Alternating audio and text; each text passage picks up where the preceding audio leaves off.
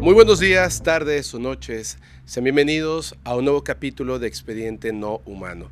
Y en esta ocasión vamos a hablar de uno de los temas más controvertidos que ha inspirado películas, documentales, novelas, pero sobre todo son historias que provienen de la realidad, de una realidad que no siempre está bien contada. Y para eso tenemos a nuestro queridísimo amigo, un gran investigador, Carlos, del canal Toro del Cielo. ¿Cómo estás? Muy bien, amigo, muchas gracias por la invitación. Un saludo a toda la audiencia. Va a ser un gran capítulo y vamos a ahondar muy profundo en este misterio tan peliagudo. Y el peliagudo literalmente porque es un tema, o irónicamente porque es un tema que no tiene pelos. Es un tema que no tiene pelos, como aquí la queridísima Eve, para quienes no la conocían.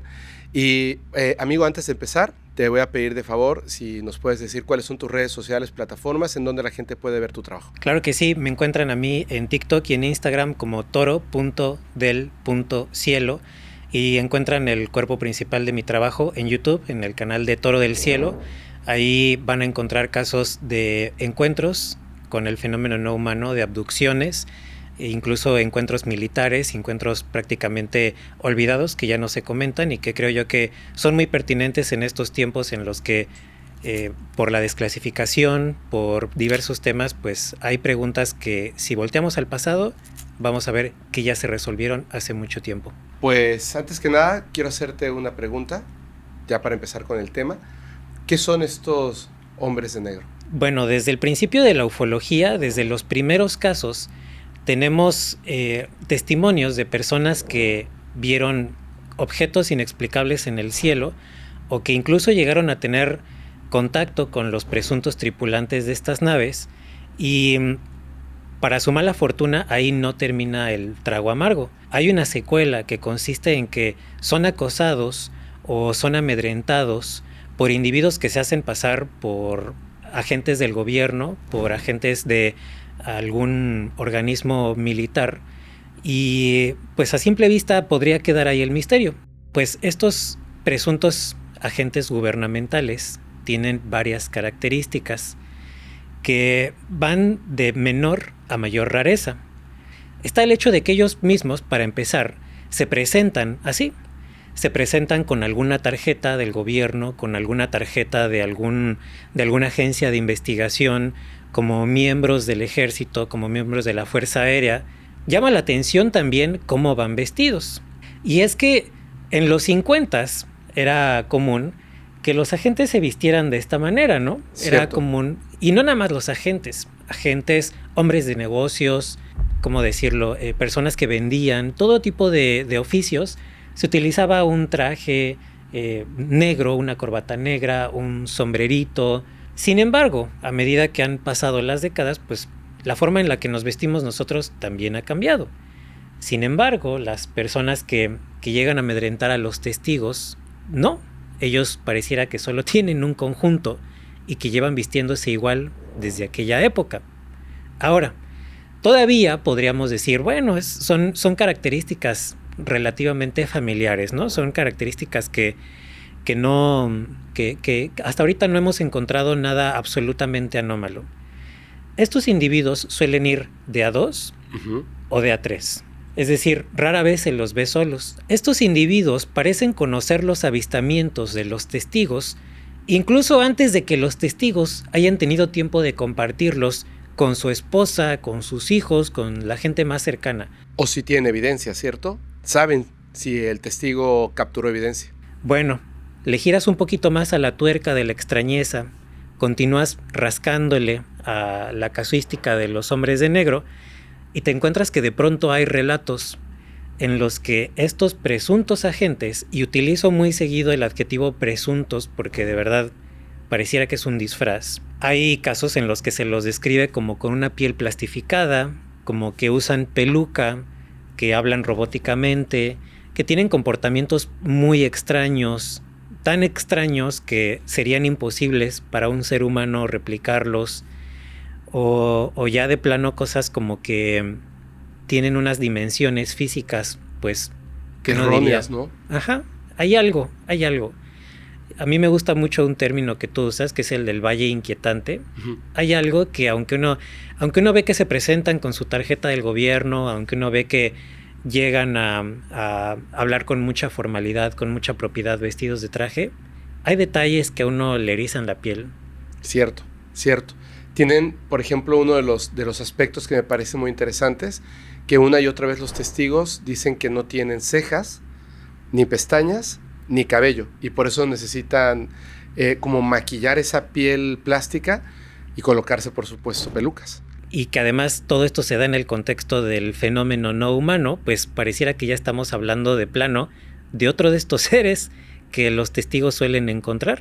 De hecho, yo quisiera preguntarte justamente eso, o sea, si no se trata de seres humanos, sino que es algo que en apariencia es un ser humano, pero definitivamente no lo es, y no es el encuentro como tal, digamos, del platillo, del ser pequeño, de ojos grandes, cabeza prominente.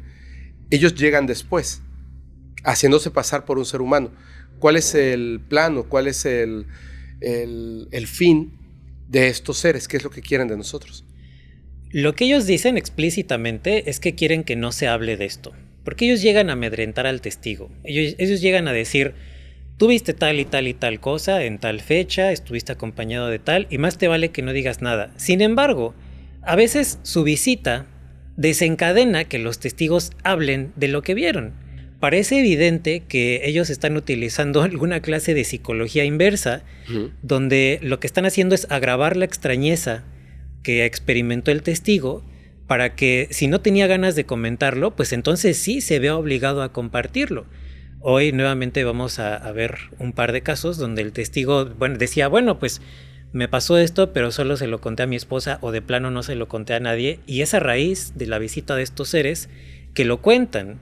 Entonces, respecto a cuál es su objetivo, la verdad es que uno podría hacerles caso a lo que ellos dicen explícitamente, pero me parece que si analizamos cuál es el resultado de que ellos se aparezcan, vemos que pareciera, o por lo menos creo que es sensato especular, que su objetivo real es que se hable de los casos. Que se hable, pero nada que pueda ser como totalmente contundente. Por eso de repente está la amenaza de la evidencia, está la amenaza de lo que vas a decir. De alguna forma también su presencia hace que tu relato pierda credibilidad. Quisiera como que pasáramos a algunos relatos de estos encuentros donde se ejemplifique, pero primero me gustaría que nos contaras algún caso donde estos hombres de negro se presenten y puedan ejemplificar esa alta extrañeza. Bien, este primer caso que les voy a platicar ilustra precisamente el carácter contradictorio de las visitas de los hombres de negro. El 19 de enero de 1967, y es importante tener en cuenta 1967, que sucedió en este año, por un detalle más adelante, en esta fecha, un joven llamado Reed Thompson tuvo un día libre en la escuela y estaba en la casa, pues viendo la televisión, y de pronto por el rabillo del ojo ve por la ventana abierta un reflejo que no debería estar ahí porque no había alumbrado público en esa dirección. Entonces se asoma y ve un ovni que, vaya, la ufología pues está repleta de cosas extrañas, pero lo que él ve destaca incluso para los estándares extraños de la ufología. Él ve un ovni que fue apodado, para que nos demos una idea de cómo lucía, fue apodado como el ovni del frasco de frijoles, el Bean Pot. ¡Wow!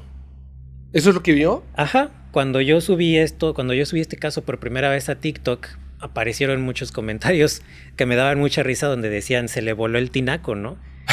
Porque realmente uno ve esto, si yo te digo tomé una foto de un ovni, podrías pensar en un platillo, en una esfera, en forma de cigarro, pero esto es muy extraño, esto es un ovni muy extraño. Ahora, uno podría pensar, colgaron un frasco ahí y ya, ¿no? Uh-huh. Sin embargo, cuando, Reed Thompson toma una cámara, le saca varias capturas, pero solamente esa fotografía se logró. Las demás quedaron veladas. Se quema la película. Uh-huh. Entonces él le habla a su papá, el papá está en el trabajo y le dice, hijo, pues creo que será mejor que te comuniques con la policía.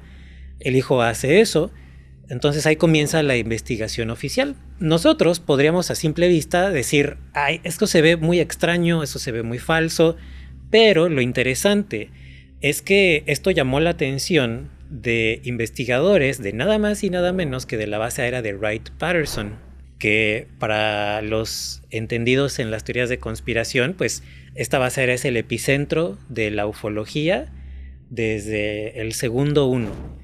Entonces, mientras que uno podría decir, ay, qué raro se ve ese ovni, efectivamente parece o un tarro de frijoles o un tinaco, pues pareciera que las altas esferas del gobierno sí se lo tomaron muy en serio. Entonces comienzan las investigaciones y este ovni pasó flotando muy lentamente en un vecindario, y cuando repasaron la trayectoria que describió este objeto, encontraron que las ramas de los árboles cercanas a su trayectoria estaban quemadas.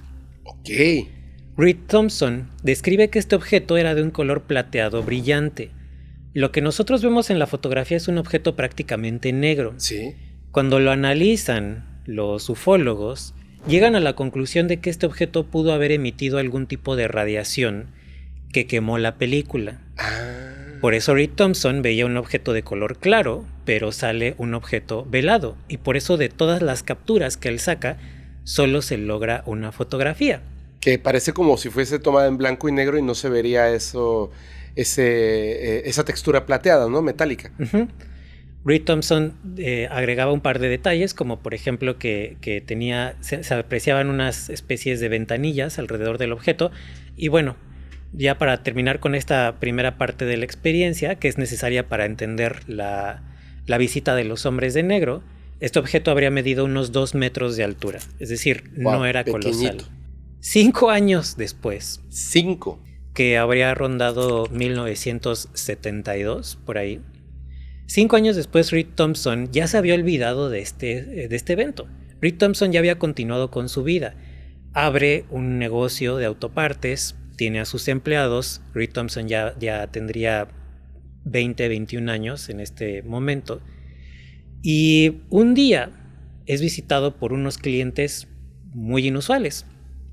Uno mide más de 2 metros y es tan alto que tiene que agacharse para entrar por su puerta. Wow. El otro habría medido 1,40 m, no más del 1,40 m. El alto tenía un aspecto masculino. El pequeño tenía un aspecto femenino. El alto no tenía pelo. Y el pequeño, que era, digamos, de aspecto más femenino, parecía tener una peluca porque su pelo se veía pues, como superpuesto. Ambos tenían una piel con un aspecto muy plastificado, como si aquello fuera alguna clase de traje o como si estuvieran llenos de prótesis. Pero bueno, ¿no? Finalmente, pues en la viña del Señor hay de todo. Las personas tenemos todo tipo de aspectos. Reed Thompson les dice, pues, qué necesitan, ¿no? Cómo los puede ayudar. Y ellos, el alto es el que toma la palabra y le dice algo muy extraño, y quiero que presten atención a los detalles y tú me vas a decir qué es lo que está mal con lo que le dice este ser.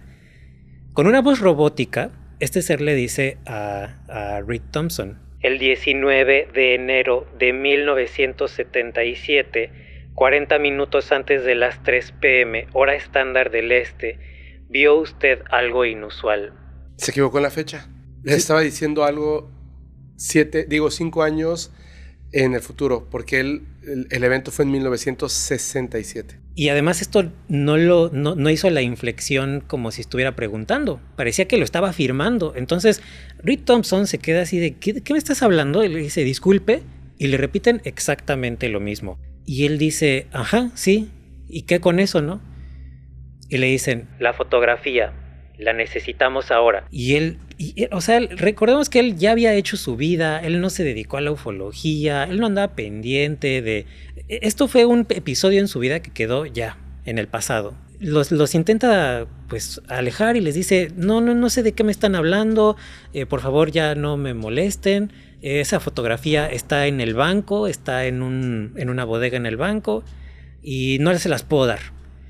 Y estos tipos le dicen, el alto le dice, eso no es ningún problema, podemos obtenerla. Y el pequeñito, que no había hablado, o la pequeñita, dice, sí, podemos obtenerla. Entonces, mientras él está en esta interlocución tan extraña, uno de sus empleados sale a la calle para observar el automóvil en el que llegaron estos individuos.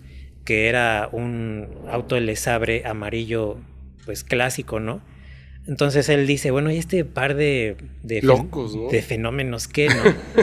Se asoma al auto y qué bueno que hicimos una introducción aclarando que el fenómeno está lleno de extrañezas, porque lo que él ve es que el automóvil no tiene interiores, no tiene volante, no tiene asientos. No tiene asientos. Cuando él ve esto, regresa espantadísimo al interior del negocio y Reed Thompson sigue discutiendo con estos sujetos y finalmente se desespera y les dice, ya, por favor, déjenme en paz, ya cerró el negocio, por favor retírense, ya no estamos abiertos, no los podemos atender, y da el cortinazo. Se sube a su camioneta, Thompson, y maneja hacia un taller mecánico que él tenía en otra locación en la ciudad, y estos tipos lo siguen a bordo del automóvil que no tiene ni volante, ni asientos, ni interiores. Se suben y de alguna manera este auto comienza a avanzar. Entonces él pues todavía no acaba de caer en la cuenta de que está en presencia de algo que no nada más es molesto, sino que también es sumamente anómalo. Se baja de su automóvil, pues, y los otros lo van siguiendo muy de cerca, y cuando abre la puerta del taller mecánico, hay uno de sus empleados haciendo una soldadura por arco, y el brillo de esta soldadura pareciera que espanta a los presuntos hombres de negro, quienes se dan la vuelta, como irritados ante el destello luminoso, se regresan a su automóvil y nunca más vuelven a molestar a Reed. ¡Qué locura! Nunca había pensado en el tema del interior del coche, pero ahorita que dices esto del destello, la voz, el acompañamiento, la forma de hablar, el que se vayan tan rápido de esa forma, que no regresen, etc., me hace ver como algunas cosas que yo creo que en otros relatos como que vamos a empezar a unir algunos puntos. Por ejemplo, que me parece súper importante y creo que lo hemos conversado fuera del podcast, ¿no? O sea, no frente a las cámaras. El hecho de que probablemente estas entidades, y no me refiero únicamente a los hombres de negro, sino a cualquier tipo de ser que no pertenece a la humanidad, inteligente, que construye tecnología o quién sabe qué, parece que el concepto de tiempo nosotros lo tenemos tan comprendido porque vivimos en esta creencia de una línea temporal que pareciera que queremos que todos los seres estén bajo ese tipo de comprensión, y quizás es como una, digamos que es una dimensión un poquito anómala para alguien que está por encima de esas dimensiones, el entender el tiempo de forma lineal, y creo que por eso tal vez se equivocan en lo que para ellos es el registro del tiempo humano al momento de preguntar. Voy a poner un ejemplo y tú me vas a decir si estoy ilustrando bien lo que dices. Si nosotros ponemos una película, de alguna manera estamos por encima del tiempo de la película. Entonces en una película tú ves una escena cuando el protagonista tiene 15 años y si al momento siguiente ya tiene 20 años, a lo mejor a uno como espectador, si está bien llevada la narración, uno dice, claro, es natural, la evolución de lo que estoy observando es natural. Y porque uno tiene la panorámica de la vida del protagonista. Sin embargo, en ese instante, el protagonista ya se enamoró, le rompieron el corazón, se cambió de casa, vivió muchas cosas que uno ni se entera y uno nada más accede a ese brinco temporal. Entonces, no sé, es un ejemplo que a mí se me ocurre para ilustrar lo que tú comentas. Me parece que es un grandísimo ejemplo, es buenísimo. Es como cuando dicen, como estos discos de acetato antiguo, ¿no? O sea, nosotros somos esa pequeña punta que está en un puntito nada más del disco, y nosotros vamos escuchando y reconstruyendo la canción, que sería como el pasado y hacia donde vamos el futuro, pero para una conciencia distinta, pues ve todo el disco. Uh-huh. O sea, sabe que existen todos estos tracks y puede decidir acceder a cualquiera de ellos en cualquier momento de ese mismo track, porque puede observarlo en el todo completo.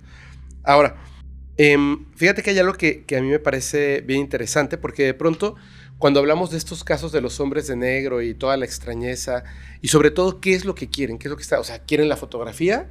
¿Quieren que nadie vuelva a ver la fotografía? Era digital, pues obviamente eso ya cuesta más trabajo. Sigo pensando que a lo mejor lo único que quieren es suavizar el impacto del conocimiento de esta otra realidad, de alguna forma. Es como si se tratara de un agente de equilibrio más que de un agente de caos o de construcción. Fíjate, hay un caso que a mí se me hace muy interesante porque cuando yo era chiquito, recuerdo que vi una película de los cazafantasmas y me gustó muchísimo, pero muchísimo. O sea, esa película me parece súper alucinante, la primera, por supuesto. Y hubo muchas cosas que se me quedaron como muy grabadas en la mente, ¿no? De la película, la canción, el ectoplasma y todo este rollo. Pero después, mucho tiempo después, siendo ya un adulto, de repente reconozco un rostro que está hablando del fenómeno no humano en televisión y se me hizo muy raro. Era justamente uno de los actores que dan pues vida a uno de estos protagonistas de la historia de los cazafantasmas, y es un actor y director cuyo nombre es Dan Aykroyd. Es que es difícil su apellido, Dan Aykroyd.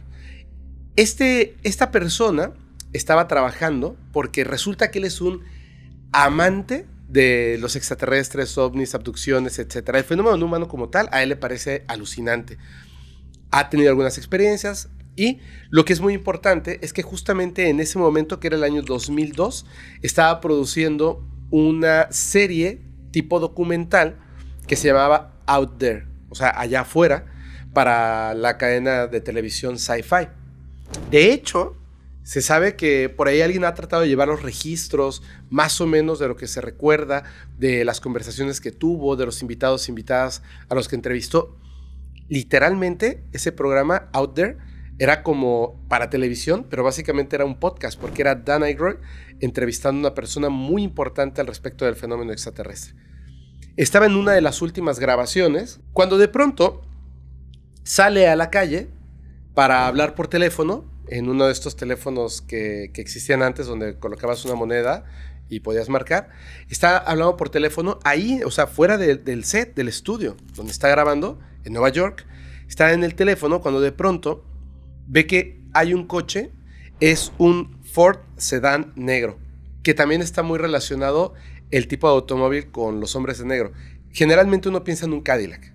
Y se da cuenta de algo que le parece muy extraño, dos cosas. La primera es que la matrícula del coche está borrada a propósito, como si alguien hubiera agarrado una piedra y hubiera tallado la matrícula hasta borrar los números.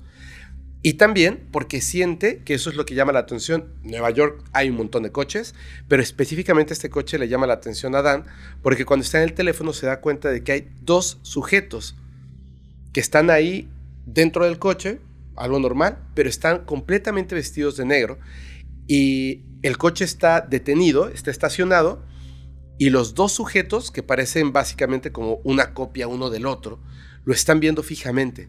Entonces, está en el teléfono, observa a estas personas que lo están viendo, y como que por un momento incluso lo distrae de su llamada, y voltea hacia otro lado.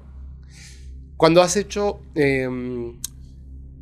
cuando te quedas viendo a una persona y esa persona te está viendo a ti, y sus miradas se encuentran, y la otra persona que tú no conoces te observa como serio, como que no puedes resistir la mirada, y entonces volteas hacia otro lado con la esperanza de que al volver a voltear ya esté viendo hacia otro lado y se acabó.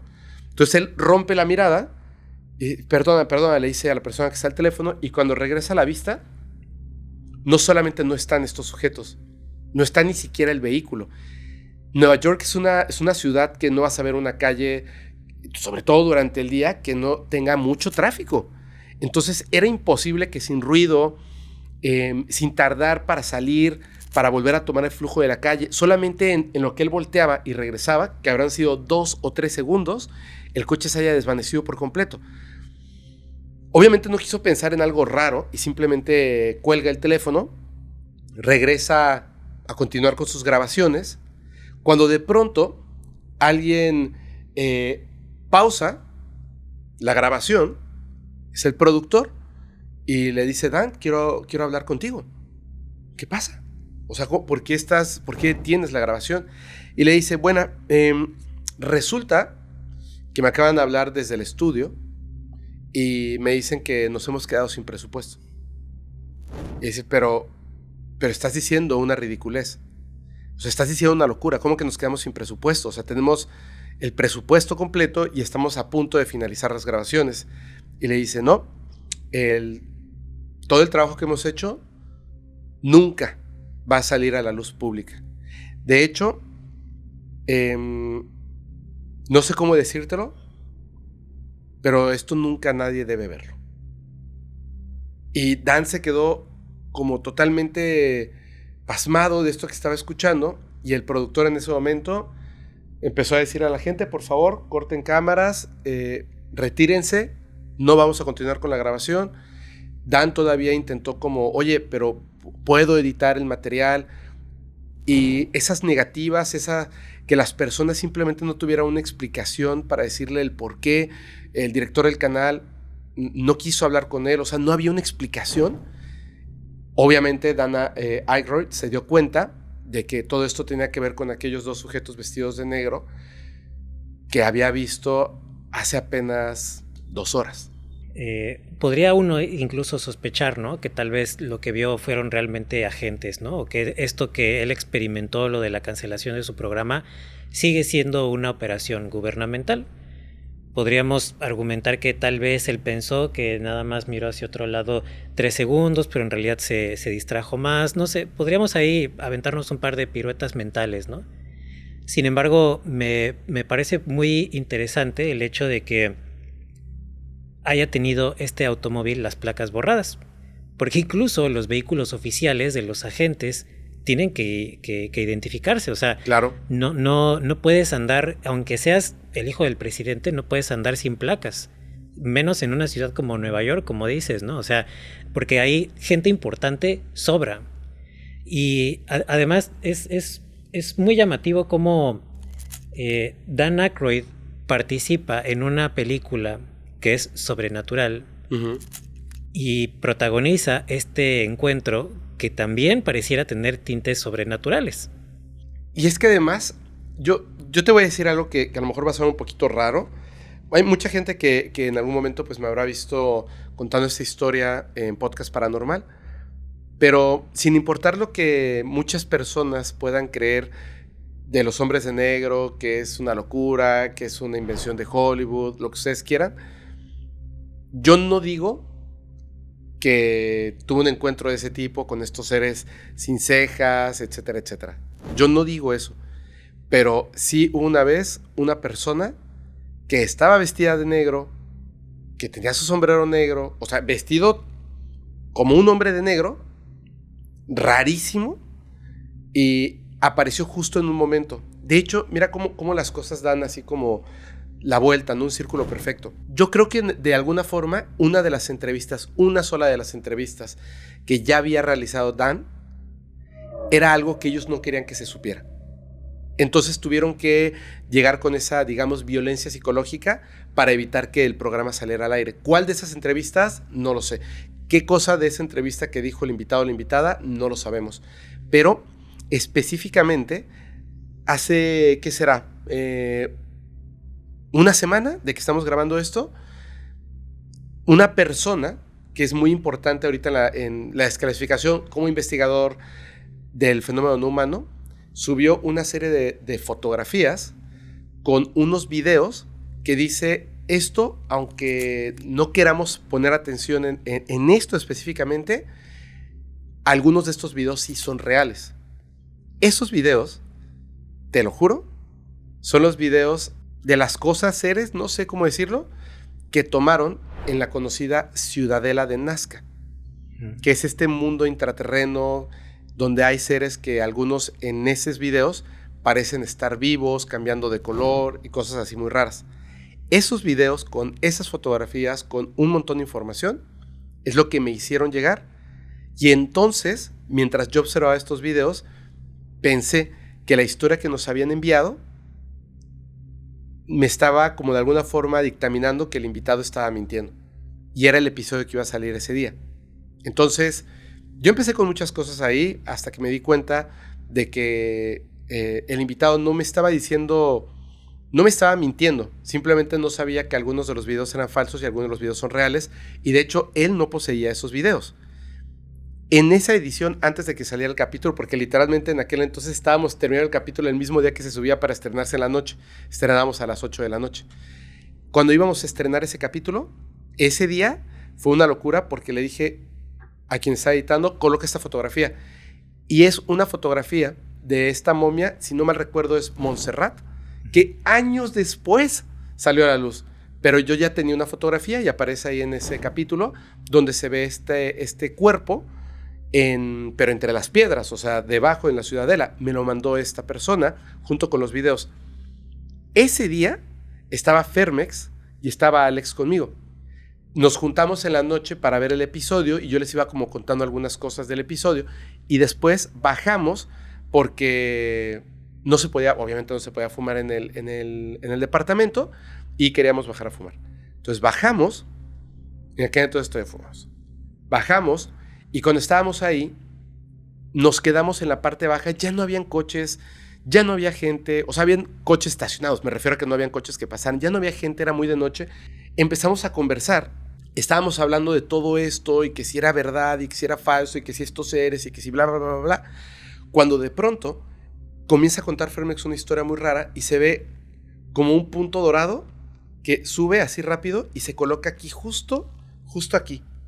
Y yo tenía de frente a Fermex y yo le dije, no te muevas, no te muevas. Me decía, ¿qué? Le decía, no te muevas, no te muevas. Y yo volteaba hacia atrás y le empecé a decir, Alex, míralo aquí. Pero Alex se acercó y lo vio a los ojos, como no se pensaba que a lo mejor se iban a cambiar sus ojos o algo así, no sé. Y la cosa esta que estaba así, se fue. No era como un puntero láser, porque era como de este tamaño. Era como una bolita dorada. Y yo le dije, es que acaba de pasar algo muy raro, y le conté. Pero justo él estaba hablando que un día estaba en su casa, pensando en todo esto, haciendo como sus propias investigaciones, cuando de pronto se dio cuenta de que en la pared había una luz dorada. Y volteó a ver la ventana, si había un punto donde se metiera la luz o había algo que estuviera reflejando, y que vio que esa luz dorada se caminó por la pared y de pronto desapareció.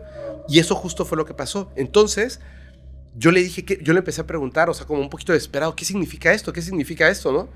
Y cuando estaba preguntando esto, a la distancia a la que estás tú, ahí, en el cofre de un coche, había un hombre vestido con traje negro, zapatos negros, sombrerito, así, viéndome fijamente. Y sentí una impresión horrible porque, ¿cómo no te darías cuenta que hay una persona ahí? Está en tu campo de visión, ¿me entiendes? Y me asustó, o sea, como que brinqué. Y me dijo, Fermex, ¿qué pasó? Y le dije, vámonos de aquí. Y Alex estaba más cerca, me dijo, ¿qué? ¿Tú lo viste? Alex lo vio. Y les dije, vámonos.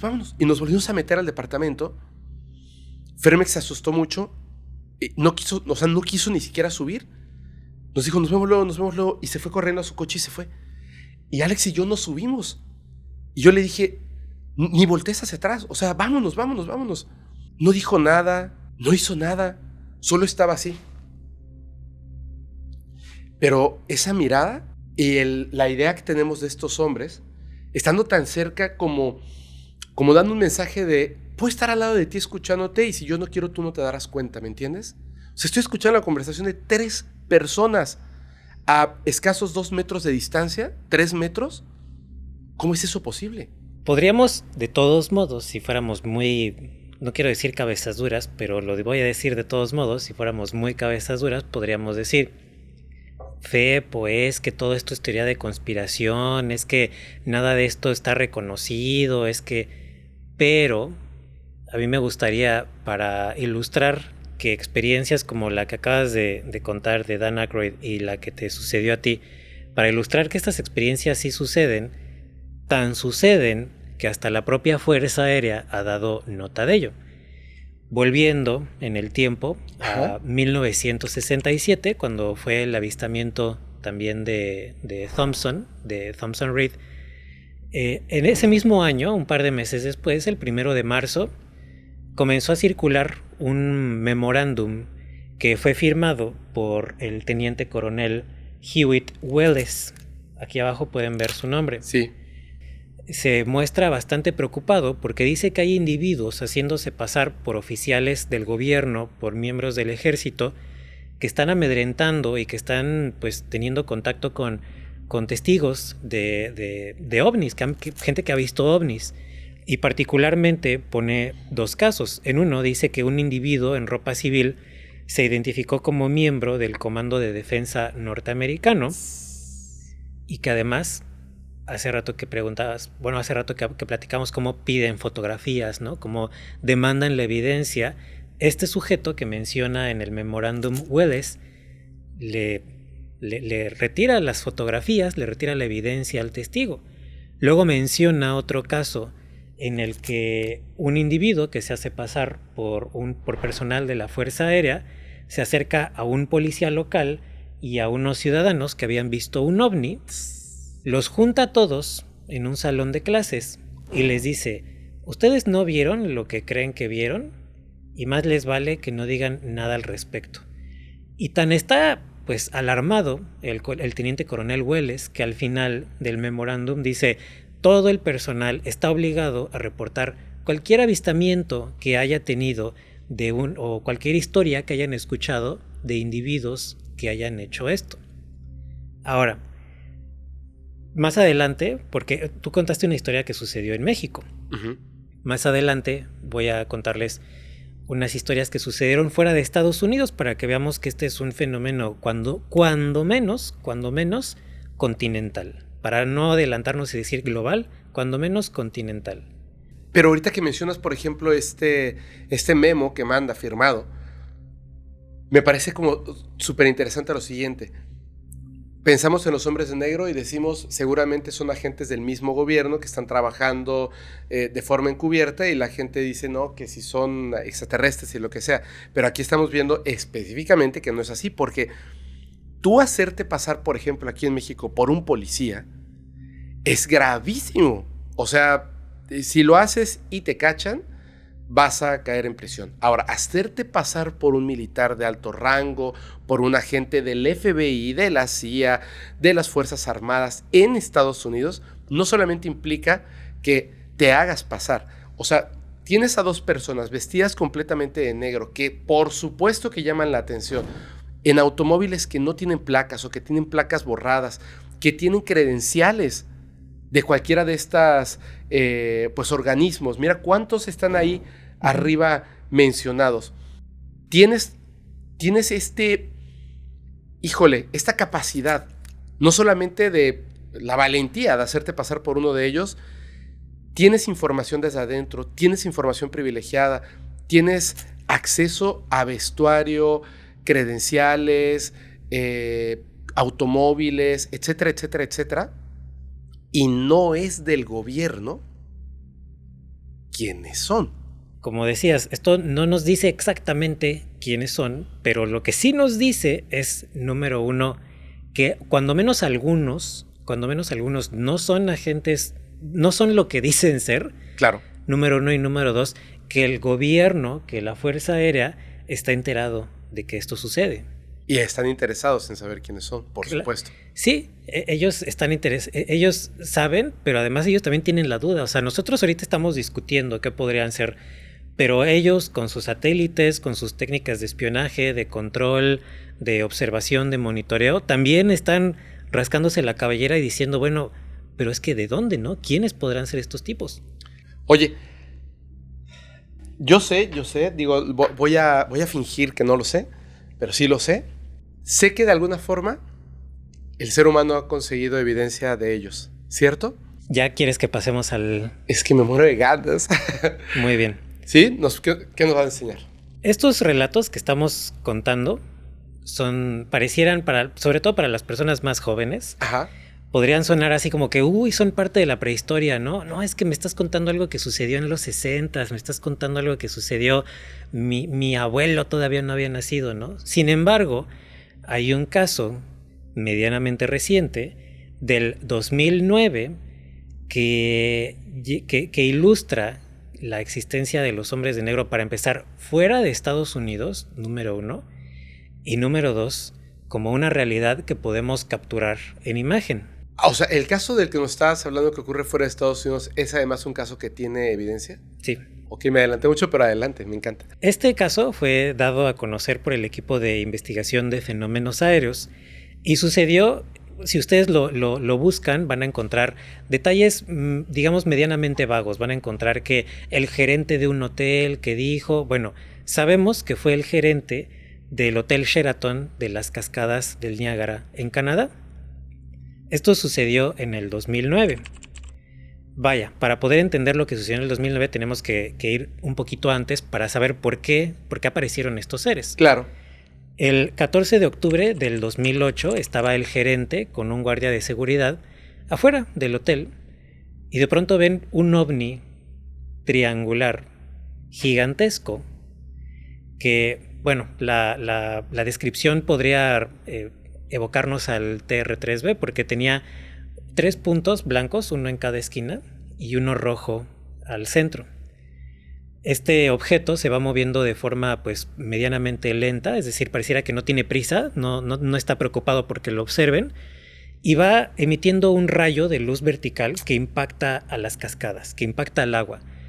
Y el guardia de seguridad y el gerente están pasmados viendo aquello, y conforme va avanzando el objeto y se va acercando a su posición, de pronto uno de los rayos ya no lo lanzan a las cascadas, sino lo lanzan al gerente y al guardia, quienes se espantan y salen de ahí.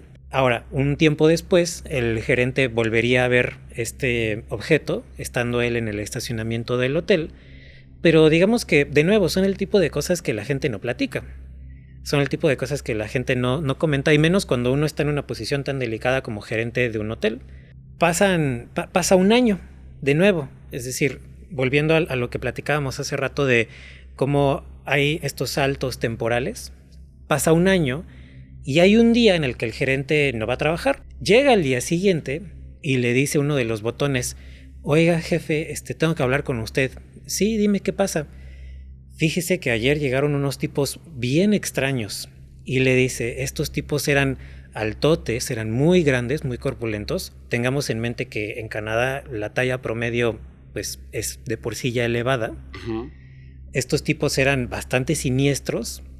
Eran idénticos el uno al otro, eran muy muy blancos y da la descripción típica: vestimenta, traje negro, corbata negra, sombrero. Dice, llegaron preguntando por usted. Dice, pero a todos los que los vimos nos intimidaron, o sea, no propiamente porque nos hayan amedrentado, sino porque su presencia resultaba incómoda. Y así lo dice, diciendo cosas que él no entendió acerca del gobierno y de conspiraciones. Al día siguiente, el gerente es abordado por una recepcionista. Y la recepcionista le dice, oiga jefe, escuché que ayer estaba hablando con este muchacho que le estaban contando acerca de que estos tipos visitaron el hotel. Y quiero decirle que yo los recibí, que ellos hablaron conmigo, llegaron al desk, a la recepción, llegaron preguntando por usted. Y la mujer, prácticamente desquiciada, dice que ella sentía que estos individuos podían leer sus pensamientos. ¡Wow! Y dice que sus ojos eran muy azules, muy grandes y muy hipnóticos, que fue algo que la intimidó particularmente. La mirada de estos tipos tan hipnótica y que parecía que tenían esta facultad psíquica de adentrarse en sus pensamientos. Entonces el gerente, ya un poco preocupado por lo que le platican, va, revisa las cámaras de seguridad y encuentra el siguiente video. Mira, está sequito. Mira la altura. Mira la altura respecto al individuo que está junto a la puerta. Sí. Ahora, podríamos pensar, no, es que son unos turistas, son unos hombres de negocio particularmente altos. El propio gerente puso sobre la línea, arriesgó su pellejo, su reputación, su credibilidad, incluso la percepción de qué tan cuerdo está frente a toda la industria hotelera y toda la gente que lo conoce, compartiendo los detalles de cómo se comportaron estos sujetos. Si nada más tuviéramos estas imágenes desprovistas de contexto, entonces sí podríamos especular que no, pues es que eran un par de hombres de negocios escandinavos que medían 2,10 metros, ¿no? Pues sí, claro. Seguramente en Suecia será muy común encontrarse a tipos así de grandes, ¿no? Pero los dos parece que traen un traje demasiado holgado, ¿no? Como para esconder un cuerpo muy grande o raro. Pareciera que estos tipos llevan poniéndose la misma indumentaria desde hace varias décadas, pero como dices, también pareciera que, para poner una analogía bastante ridícula, es como en las películas donde un niño se sube arriba de otro niño y se ponen encima la gabardina del papá. O sea, pareciera que abajo de esa gabardina tan holgada, de ese traje tan holgado, hay algo que no corresponde con un ser humano normal. De hecho, hay una cosa que es bien rara. No, yo sé que el video, por ser una cámara de seguridad, tiene como un delay entre un fotograma y otro, pero pareciera como si les costara trabajo caminar y para llevar una velocidad normal. Sin duda que si uno quiere negar la existencia de los hombres de negro, pues uno podrá decir, no, yo no veo nada raro, ¿no? Sin embargo, de nuevo, yo creo que si combinamos esta imagen con las declaraciones del gerente, todos esos detallitos que podríamos omitir si no tuviéramos el contexto, pues saltan mucho, ¿no? Y se vuelven de pronto demasiado llamativos. Los sombreros ya no son tan comunes, eran muy comunes en los 50, pero ya no es, o sea, no es imposible que la gente use sombreros, pero ya no es algo que la gente haga tanto. Ahora, me gustaría ahora, que ya vimos un caso que digamos se escapa de Estados Unidos.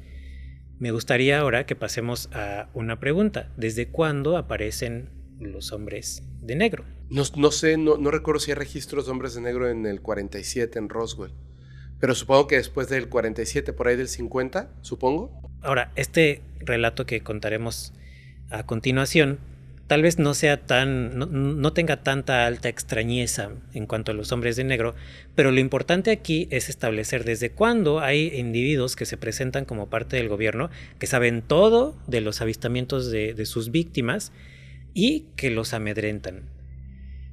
Antes de Roswell ya aparecían estos seres, o mejor dicho, estos individuos. En 1947, pues sí, fue el estrellamiento de Roswell. Uh-huh.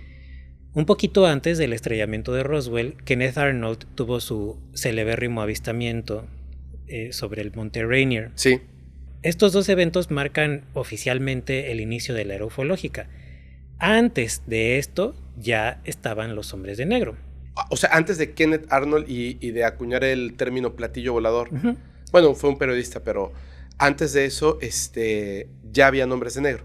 Relatos de... El 21 de junio de 1947, 3 días antes del avistamiento de Kenneth Arnold, un sujeto llamado Harold Dahl estaba en su bote en el área costera de Washington.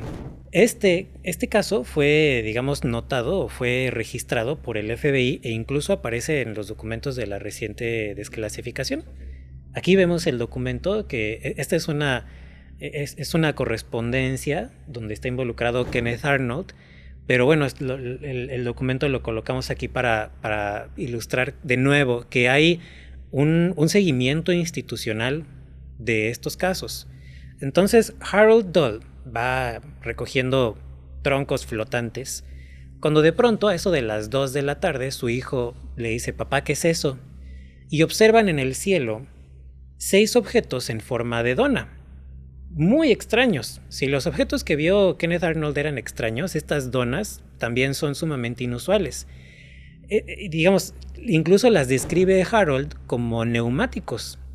Dice que son metálicos, sumamente grandes, que tienen ventanillas en el borde exterior. Van 5 rodeando al 6º objeto. Este 6º objeto que va al centro se va tambaleando como si estuviera perdiendo altura, como si estuviera batallando para mantenerse en el aire, y los otros 5 lo van escoltando. Siguen observando estas naves. De pronto, cuando se posan encima del barco, se detienen y la nave que va al centro comienza, digamos, se incrementa su turbulencia y de pronto empieza a soltar un montón de pequeñas esquirlas, fragmentos metálicos que pues provocan ligeros daños en el barco, pero eso no es lo peor. A continuación, el objeto emite una explosión y deja caer sobre el barco un auténtico baño de metal fundido. Este metal fundido de pronto brinca, le pega al hijo, a Charles, lo quema en el pecho y desafortunadamente se cobra en apenas un pestañeo, se cobra la vida de Skippy, del perro de la familia. No. Harold, pues de inmediato, como puede, con lo que queda del barco, que quedó sumamente dañado, se dirige a la costa, se esconde entre los arbustos con el hijo, con el asistente, muy preocupados. El chiste es que Harold Dahl de pronto fue citado por un tipo que le dijo: quiero hablar con usted, me interesa intercambiar algunas palabras. Y el otro le dice, sí, claro, ¿de qué desea hablar? Se lo lleva a un restaurante, pide desayuno, no toca el desayuno y le empieza a describir todo lo que acaba de vivir Harold. De nuevo, volviendo a las características que enumerábamos al principio, estos tipos tienen la película completa y por todos lados. Tienen un 360 minuto a minuto de lo que sucede en los avistamientos. Pues si bien no podemos decir que este sea el primer caso, ahora sí ya comprobado, de hombres de negro, sí nos lleva a preguntarnos o sí nos lleva a especular que esta serie de encuentros con estos seres o agentes, o como lo querramos ver, son bastante más antiguos incluso que el inicio formal de la era ufológica, incluso que el inicio formal de la era del encubrimiento del fenómeno ovni. En teoría, cuando Harold Dahl tuvo su avistamiento y cuando fue amedrentado por este individuo, en teoría todavía no había un esfuerzo institucionalizado formal para encubrir el fenómeno ovni. No había por ahí Majestic 12 en teoría, no había por ahí, digamos, un conocimiento profundo del gobierno respecto a este fenómeno. Entonces, ¿qué hacían estos tipos que pareciera que ya lo sabían todo? Imagínate que tal vez, o sea, si ya lo saben todo, voy a lanzar una teoría de esas locas. Si ya lo saben, quiere decir que entonces podría ser que cada uno de los avistamientos que la gente ha tenido, que son importantes porque hay evidencia, porque hay un encuentro cercano, porque hay un intercambio de información, porque en este caso pues hasta se cobró la vida del perro, lastimó a una persona, dejó evidencia física, ¿no? Es algo que se salió de su control. Y la razón por la cual no ha habido un encuentro cercano es porque quizás ellos lo intentan, pero otra vez. Es como si hubiese un agente que detiene ese acercamiento. Y solo aquello que se llega a escapar de su control es lo que el público de pronto llega a experimentar. Como si se tratara de una enfermedad y de pronto el cuerpo empieza a atacar esa enfermedad, incluso si solamente es una vacuna. ¿Me entiendes? Parece que tanto investigadores como escépticos nos preguntamos ¿por qué no bajan? Si la Fuerza Aérea se está preguntando quiénes son estos individuos, de dónde salieron, de dónde se toman esas atribuciones para ir a amedrentar a los testigos, si la propia ala del ejército, del aire, de una de las potencias militares más grandes del mundo, no tiene ni idea de quiénes son estos individuos, quiere decir que esta pregunta de por qué no se presentan no queda nada más en nosotros. Exacto. No es nada más un asunto de que un gobierno lo quiere encubrir, no es nada más un asunto de que pareciera que el encubrimiento, en dado caso, es liderado, en principio, por una inteligencia que está más allá de lo humano. Sí, yo con esto no estoy diciendo a lo mejor que el gobierno es bueno, porque digo, al final, pues, de ninguna manera debieran de ocultar ese tipo de información. Creo que el gobierno oculta la información porque simplemente no la comprende, la quiere comprender primero porque esa comprensión les daría poder, pero creo que ellos también tienen grandes enigmas, como quiénes son esos hombres de negro, cómo es que pueden hacer este tipo de cosas. Yo traje un caso que me parece que es súper interesante, pero no sé si nos puedes contar otro caso antes de este, que es un pelín raro. Vamos a echar el trago amargo primero. Vamos a ir primero con el caso fuerte. Me gustaría contarte uno de los casos más emblemáticos de hombres de negro. Va, me late. Porque justamente tiene que ver con esto que estábamos comentando ahorita, de que estos agentes, seres como los queramos llamar, ya pertenecen a un método de modulación de la aceptación del fenómeno no humano que ya no somos nosotros. Dicho en otras palabras, dicho en cristiano, son extraterrestres. Claro. Vamos a decirlo como se debe, porque ya le dimos muchas vueltas a la especulación, ya nos fuimos mucho por las ramas. Pareciera, y este caso lo ilustra bastante más explícitamente, que algunos de estos encuentros con hombres de negro son de plano encuentros con seres extraterrestres. Esto le sucedió a un individuo llamado Albert Bender en 1952. Su caso, los pormenores son muy enredados. Era un tipo sumamente metódico para registrar sus encuentros con estas entidades. Ah, caray. Porque en general él era un tipo bastante metódico y también bastante siniestro. Él vivía en el ático de su casa, al cual denominó la Cámara de los Horrores, porque la tenía con una decoración de Halloween de cabezas encogidas, de telarañas, de murciélagos, y tenía todo lleno de relojes que sonaban al mismo tiempo. Entonces era un tipo bastante peculiar, que comenzó interesándose en el esoterismo, en la magia, en las prácticas espiritistas, y esto es importante porque ya va añadiendo este elemento sobrenatural a la casuística de los hombres de negro. Tras el avistamiento masivo de Washington de 1952, donde durante 2 fines de semana la Fuerza Aérea intentó perseguir sin éxito a una docena de objetos que sobrevolaron la capital norteamericana, Albert Bender se interesa mucho en el fenómeno ovni, comienza a investigarlo, comienza siendo la persona metódica que es, comienza a archivar casos por fecha, por lugar, etc. Y comienzan a pasarle cosas muy extrañas, cosas que intentan disuadirlo de que continúe averiguando de este fenómeno. Por ejemplo, un día él está en su casa, le marcan por teléfono, no hay nadie del otro lado de la línea, pero él siente, siendo esta persona ya con la predisposición sensitiva que practicaba espiritismo y ocultismo y etcétera, siendo ya esta persona sensitiva, él percibe que telepáticamente le están intentando decir que desista en sus esfuerzos de averiguar sobre este fenómeno. Y continúan pasándole cosas así. Un día él está en el cine y él piensa que está solo en la sala. Para variar, va a ver una película de terror. Ahora, podríamos decir, se asustó con la película. Consideremos que era un tipo que dormía rodeado de cabezas encogidas y de telarañas de utilería de Halloween. Era un tipo que sin duda no se espantaba fácilmente. Pero él, estando en la sala de cine, de pronto percibe que allá en una butaca a lo lejos hay un sujeto con sombrero y con unos ojos rojos que se le queda viendo. Albert le da un escalofrío, se incomoda, aparta la vista y cuando voltea, un poco similar a los casos que comentábamos hace rato, ya no está este sujeto ahí. Dice, me lo imaginé, pero al voltear lo tiene del lado izquierdo.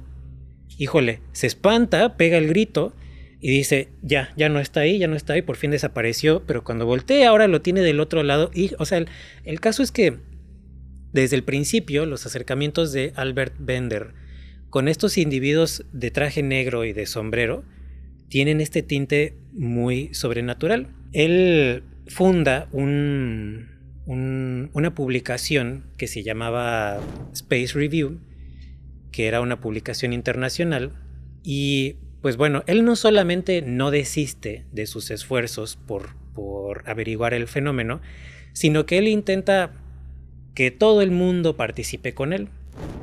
Como parte de su publicación de Space Review, él coloca una clase de...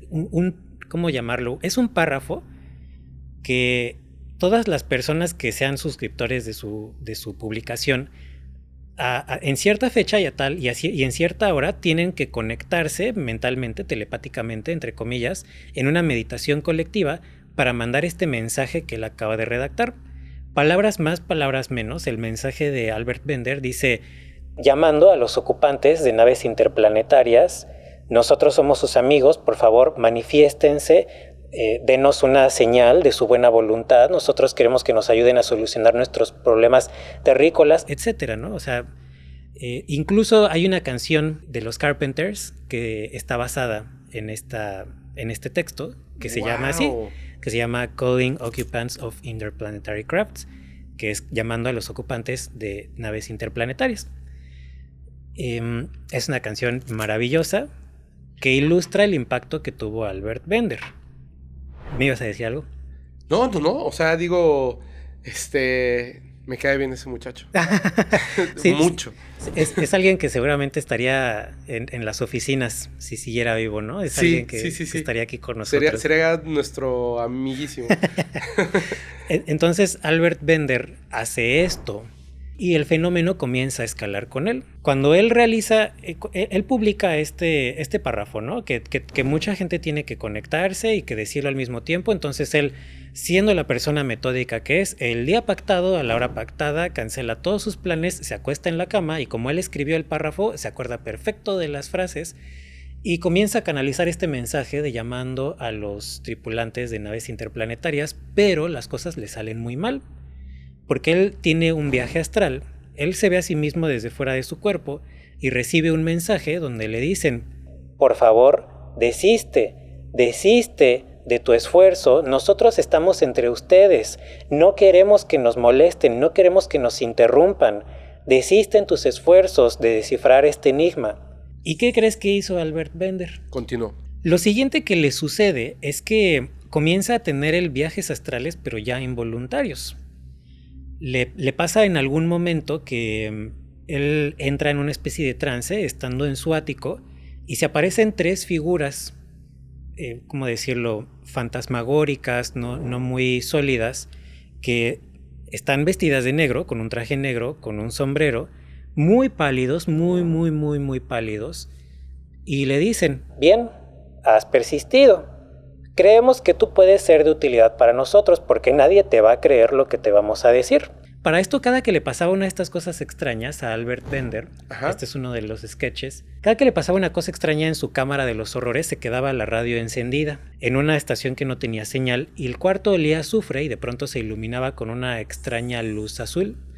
Entonces él regresa de este trance y encuentra una especie de monedita, así es como lo describe, un pedazo metálico redondo, que él dice, pues le dan a entender que si él sujeta eso en la mano, prende la radio en donde no hay señal y los llama, los va a poder contactar. Y Albert Bender dice: mira, evidencia, se la voy a mostrar a mis compañeros. Y entonces esta moneda comienza a calentarse, se vuelve incandescente y le quema la mano. Y él tiene él recibe el mensaje, digamos, recibe esta intención de esto que te hemos dado nosotros a ti no es para tu provecho personal. No es para que tú lo andes presentando, para que se lo andes mostrando a tus compañeros investigadores.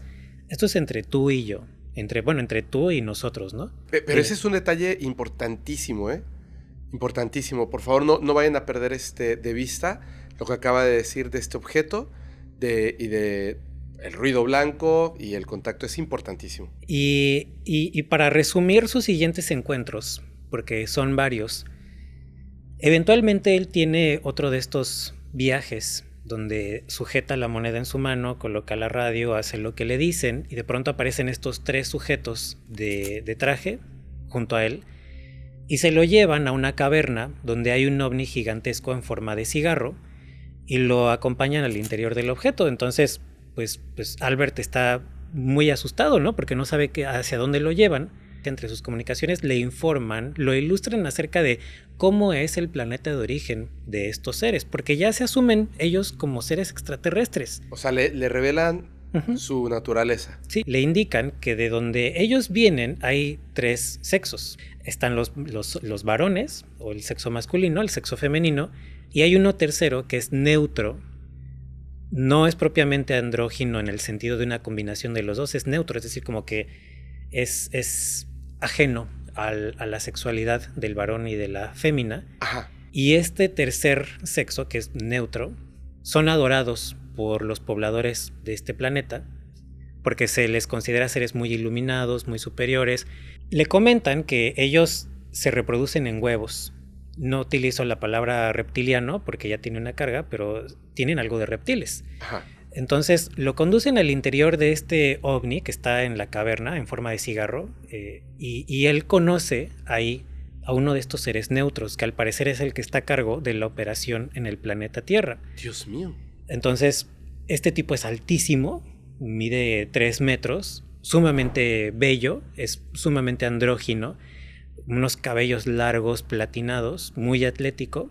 Y este sujeto pues le repite su mensaje, ¿no? Nosotros no queremos que nos molesten, nosotros estamos aquí desde antes que ustedes en el planeta.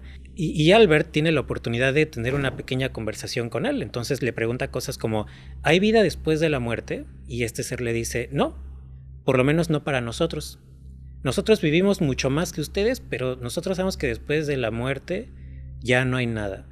Le comentan que su planeta cada tanto tiempo pasa por un cataclismo que mina la población y por eso ellos guardan huevos de sus crías para que cuando la población se reduzca, que ellos eclosionen los huevos y pues se restablezca la población de su planeta, ¿no? Le dan una serie de detalles sumamente específicos y bastante pues macabros, porque estos seres definitivamente distan mucho de ser seres positivos, de ser seres amables, Son un reptil. Ajá.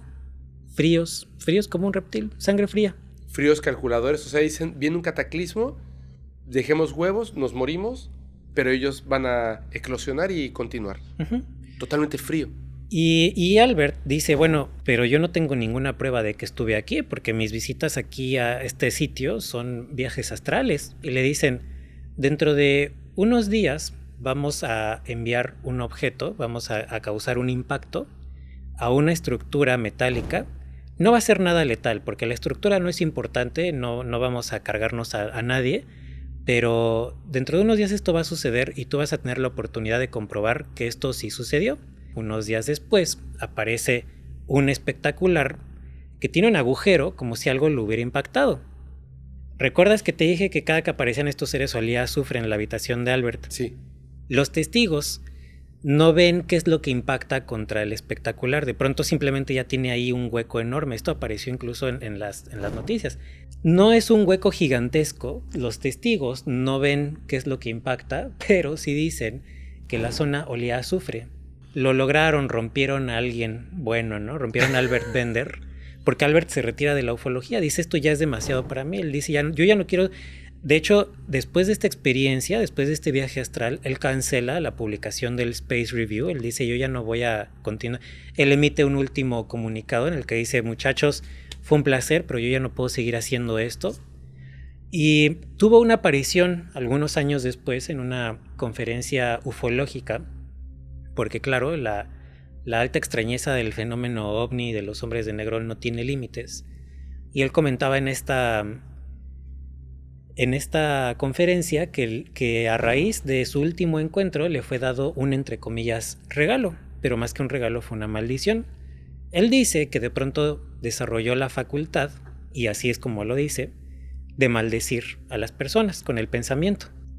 Recordemos que él ya era alguien que practicaba magia, que practicaba espiritismo, es decir, era alguien con una predisposición sensitiva, porque a veces pensamos que bueno, ¿por qué no me pasa a mí, no? ¿Por qué no le pasa a más personas? Bueno, él dice que este regalo que le han dado de maldecir a las personas le ha traído muchas infelicidades, porque comenta algún caso donde, por ejemplo, un sujeto estaba fumando junto a él en el camión.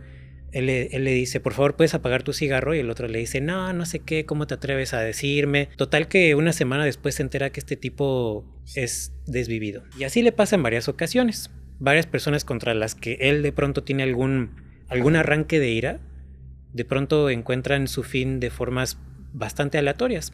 Tras esta participación en el Congreso Ufológico donde comenta esto, ahí sí ya se retira, ya no sabemos nada más de él, y él muere lejos de las cámaras, sin nunca haberse desdicho de sus experiencias con los hombres de negro. No conocía el caso, pensé que lo conocía, pero es impactante. De alguna forma te dice la naturaleza de estos seres, y es como un intermedio. Por eso digo que el fenómeno paranormal, sobrenatural, etcétera, no es ajeno al fenómeno no humano.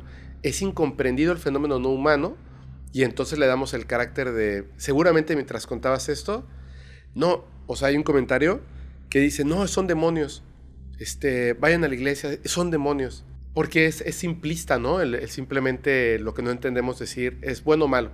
Bueno, es un ángel, es malo, es un demonio. Espera, hay una fauna intermedia gigantesca. Hay ángeles muy malos y hay demonios muy buenos. Ultraterrestres, crononautas, interoceánicos. O sea, hay un montón de cosas. Lo que pasa es que nos cuesta trabajo definirlos de pronto, porque deciden utilizar como ciertas máscaras que no sé si están diseñadas para que podamos entenderlos o para que puedan tener una función entre esta sociedad que nosotros reconocemos y construimos. Estamos entre ustedes, deja de buscarnos.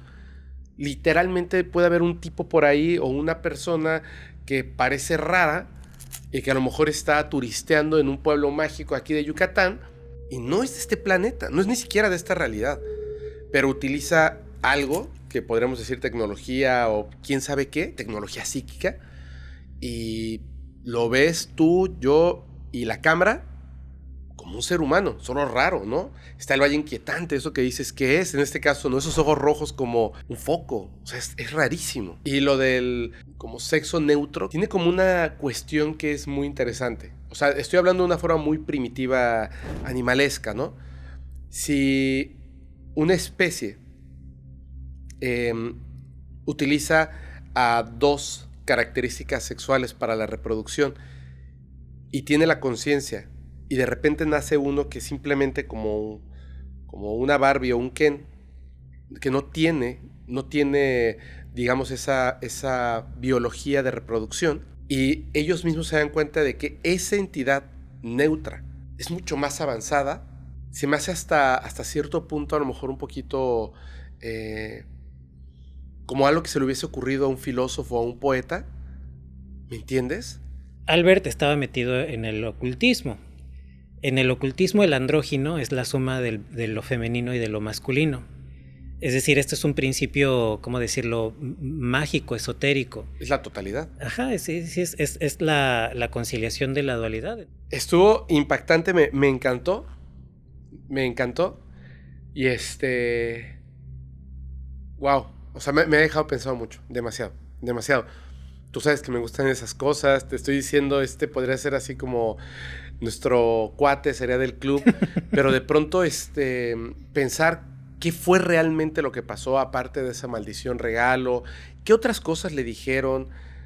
¿Qué observó quizás? Que dijo, yo ya no quiero seguir investigando.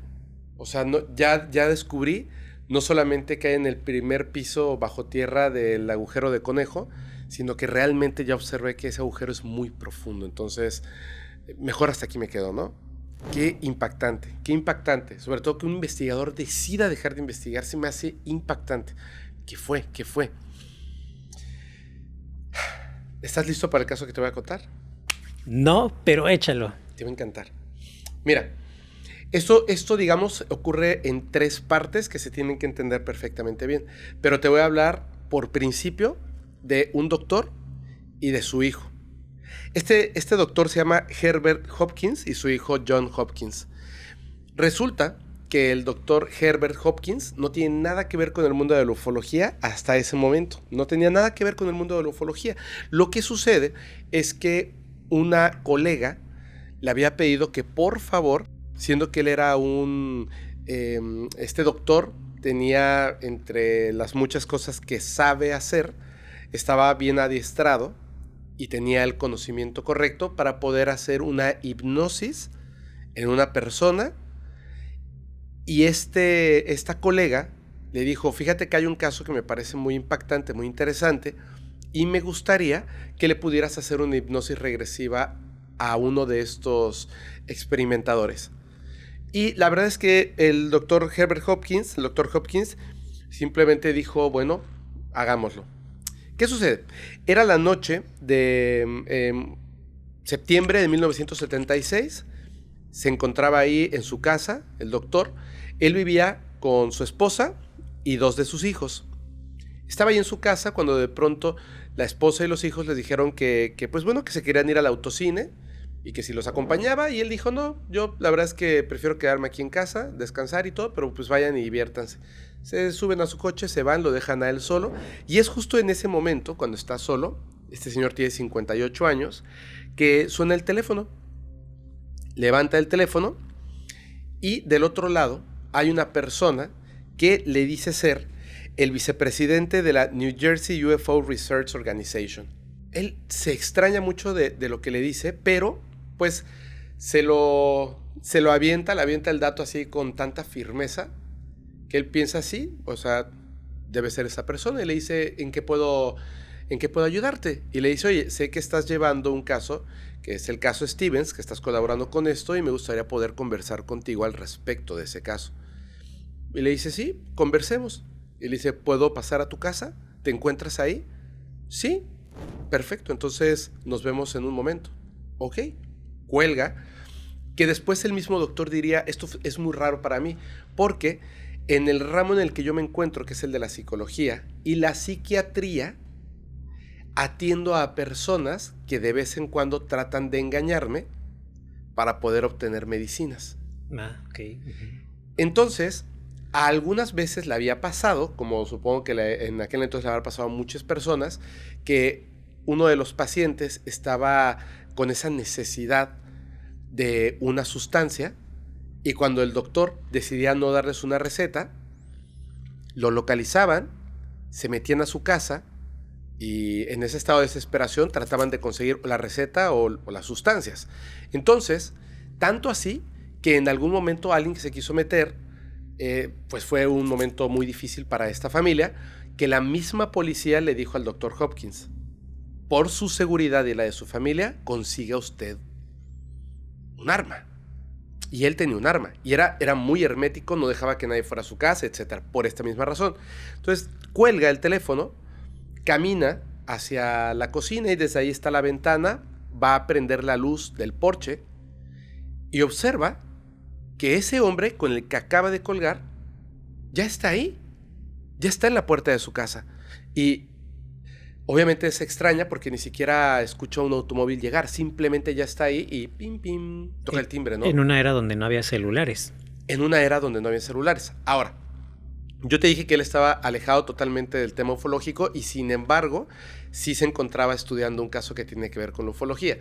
Solamente para que tengamos una idea de esto, que es muy muy importante, resulta que este caso, el caso que él estaba estudiando, el caso Stevens, así es como se llamaba, este caso se refiere al de dos sujetos, pero especialmente el de un hombre que se llama David Stephens, que tenía 21 años de edad. Estaba conduciendo el 27 de octubre de 1975 en Oxford, Maine, junto a su amigo Glenn Gray, cuando de pronto estas personas observan un objeto luminoso en el cielo, el clásico objeto volador, que primero está lejos y de pronto comienza a descender y a avanzar directamente hacia ellos.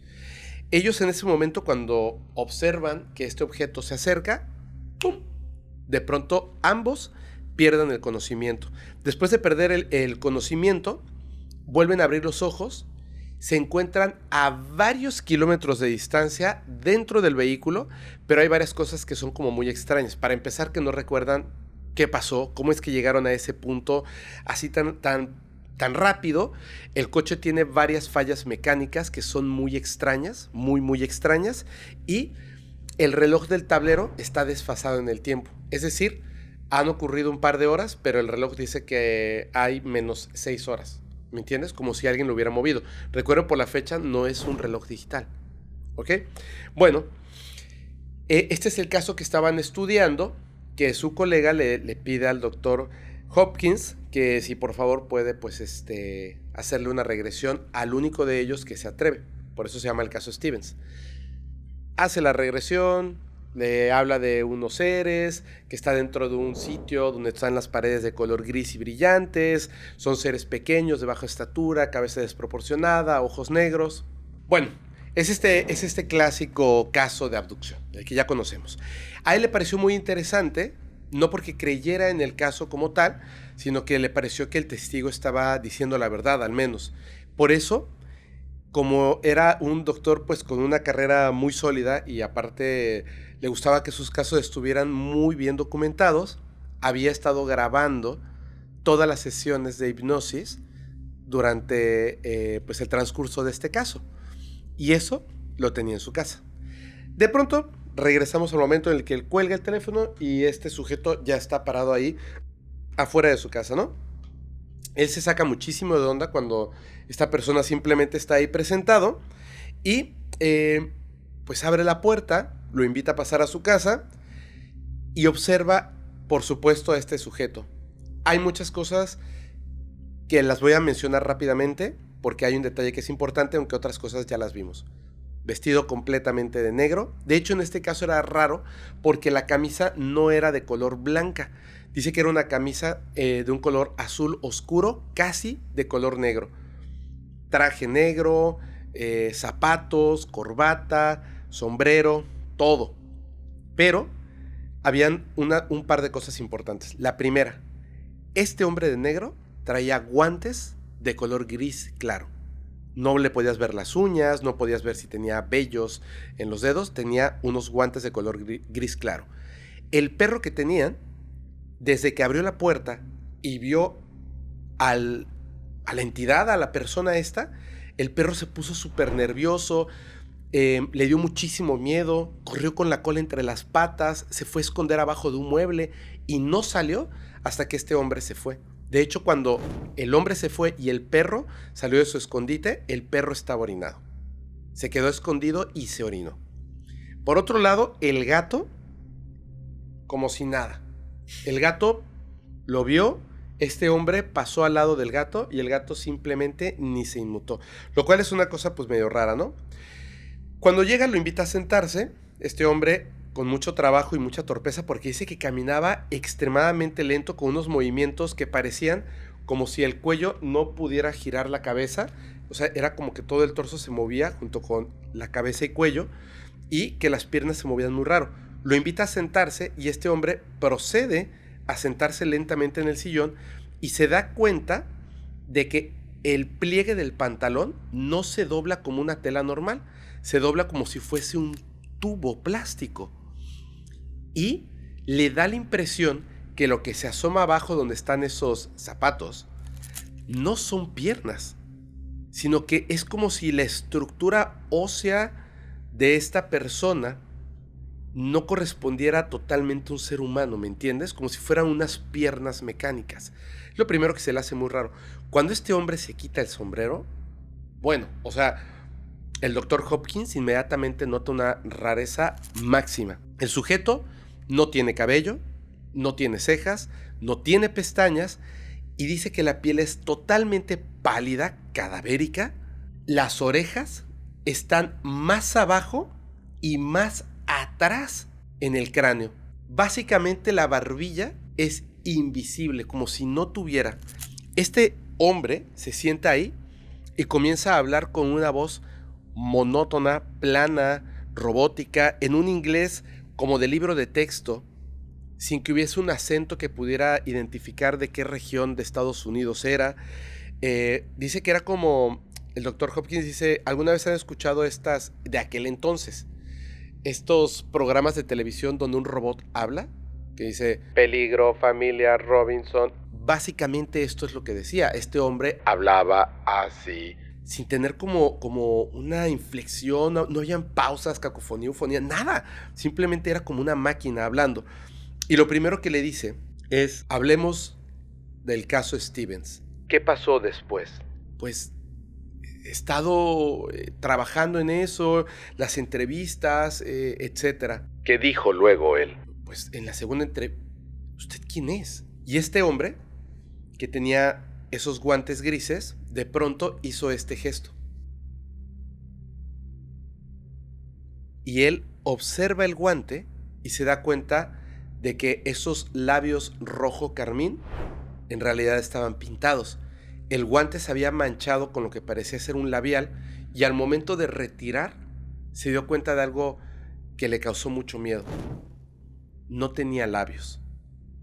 Era completo y él se había pintado los labios con un bilé. Pero el sujeto no tenía labios y se notaba justamente cuando hablaba. Entonces él se queda observando esto y la mano no puede evitar como que está viendo algo tan extraño y este sujeto le pregunta, ¿tienes 2 monedas en tu bolsillo? Y él piensa, sí, tengo 2 monedas en mi bolsillo porque hoy en la tarde compré el periódico y tengo justamente 2 monedas que es el cambio que me dio esta persona y las guardé en mi bolsillo izquierdo. Entonces él simplemente asiente y le dice a este hombre, toma una de tus monedas. Y él, ante la rareza de lo que está pasando ahí, mete la mano a la bolsa, saca una de las monedas y obviamente la coloca entre sus dedos. Y se la acerca y le dice, no, en la palma de tu mano. Y entonces él toma la moneda, la coloca en la palma de su mano, la extiende. Este hombre no hace nada por tomar esa moneda, simplemente la observa. Y entonces el Dr. Hopkins observa la moneda en la palma de su mano y nota que en ese momento esa moneda comienza primero a tornarse en un tono plateado. Era una moneda de cobre.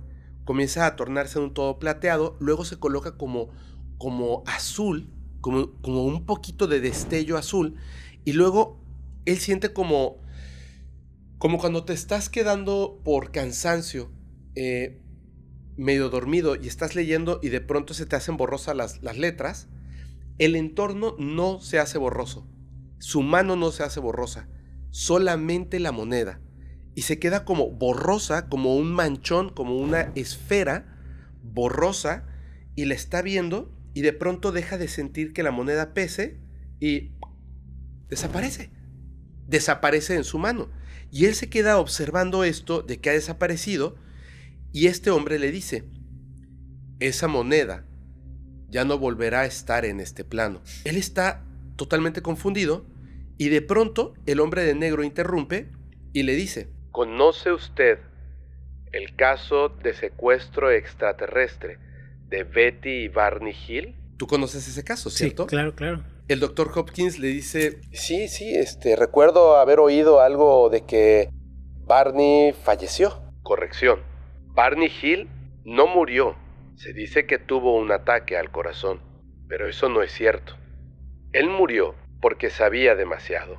Barney no tenía corazón, al igual que tú, ya no tienes una moneda.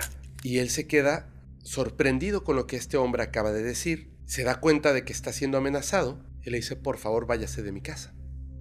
Y este hombre, viéndolo fijamente, sin parpadear, después de haber desaparecido la moneda y haber dicho esto del corazón de Barney, le dice: destruya todo el material del caso Stevens.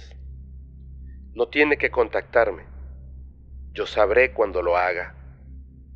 No sufra el mismo destino que Barney. Acto seguido, comienza a ponerse en pie, lentamente, y comienza a caminar torpemente hacia la salida de la casa, y él lo va siguiendo incluso como lentamente.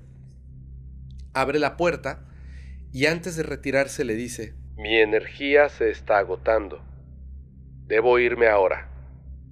Adiós. Sale y él se queda viendo cómo va como hasta agarrándose para poder bajar esas 3 o 4 escaleritas que están a la entrada de la casa, súper torpe, y después de que baja, digamos, a nivel de la calle, da vuelta hacia la izquierda y desde la puerta él lo pierde de vista. Entonces lo que hace el doctor Hopkins es que cierra la puerta, corre a la cocina y se asoma por la ventana para ver en qué vehículo está, a dónde va, quién es, algo, ¿no? Quiere saber. Y lo observa, pero ya no lo ve. Lo único que ve es un destello de luz de color azul. Y acto seguido simplemente ya no está.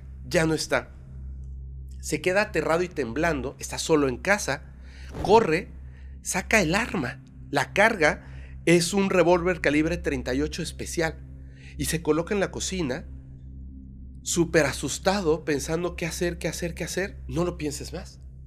Corre y del escondite donde tiene las grabaciones, hasta una revista de ovnis tenía ahí, que le había dado su colega, extrae todo, toma un imán y comienza a pasarlo sobre las cintas, porque con el imán echa a perder, porque era de cinta magnética, empieza a echar a perder todas las cintas, a borrar todas las cintas. No conforme con esto, toma una tijera y empieza a recortar las cintas en pedazos. Comienza a recortar las cintas en pedazos y luego que ya tiene así el bonche de cintas cortadas y la revista, lo echa todo en un bote, le echa gasolina y le prende fuego. Le habla a su colega y le dice: haz lo mismo que yo, destruye todo del caso, destruye por favor todo del caso. Llega su familia 2 horas después de ver la película y lo encuentran asustado con una pistola en mano con fuego en la cocina. ¿Qué te pasa? Y este doctor les cuenta esto tan terrible que ha ocurrido. 2 días después está su hijo, John Hopkins, con su esposa Maureen. Están en casa, cuando de pronto suena el teléfono. Maureen contesta: ¿aló? Y una persona le dice: ponga a John Hopkins al teléfono. Pues te hablan a ti. ¿Aló? Y dice, básicamente lo que este hombre le dice es: mira, yo soy un conocido de tu padre, el doctor Hopkins, y necesito hablar contigo. Mi colega y yo necesitamos hablar contigo. ¿Nos permites por favor unos minutos? Y él le dice, sí, claro, ¿dónde quieren que nos veamos? Hay un restaurante que está a 3 minutos de mi casa caminando, se llama así, cuelga y le dice a su esposa Maureen, ahorita vengo, o sea, voy a ver unas personas, ¿no? Que realmente no sé de qué se trate esto, pero pues son amigos de mi padre. Se para, sale, camina y al llegar al restaurante ve a un hombre y a una mujer que dice que rondaban entre los 30 y 40 años cuando los vio. Vestidos totalmente de negro, como si fueran de 1950, con un sombrerito de estos raros, pero cuando los vio se dio cuenta de que caminaban agarrándose el uno al otro, caminaban lento y torpe, y le pareció que esta mujer estaba enferma por lo siguiente.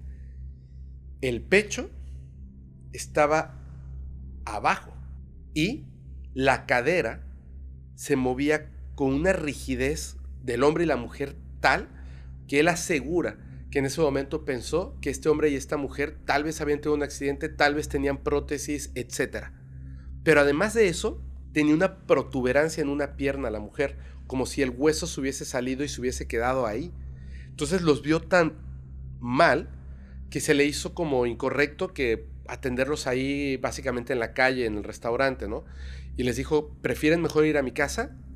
Está a 3 minutos caminando. Sí, vayamos a tu casa. Dice que el camino fue bien difícil porque él caminaba lento y los tenía que esperar y volteaba, iban en completo silencio, caminando como si no pudieran, o sea, como atorados, complejo, raro. Por fin llegan a la casa, tocan a la puerta, Maureen les abre, los ve y él pone una cara como de, no sé. Igual Maureen piensa, creo que son 2 personas que están enfermas, los hace pasar, se sientan, y si quieren un refresco, este hombre y esta mujer comienzan a hablar con ellos, con John y con Maureen. Lo primero que les dice, que esto es rarísimo, le preguntan a él, ¿ven tú y tu mujer mucha televisión? ¿Qué clase de libros leéis? Pues de todo, o sea, nos gusta de todo. Entonces, el hombre y la mujer no se observaban entre ellos, no parpadeaban, como que observaron el entorno, y este hombre de pronto voltea a ver a Maureen y le dice, ¿tiene usted un huevo? Y ella le dice, sí.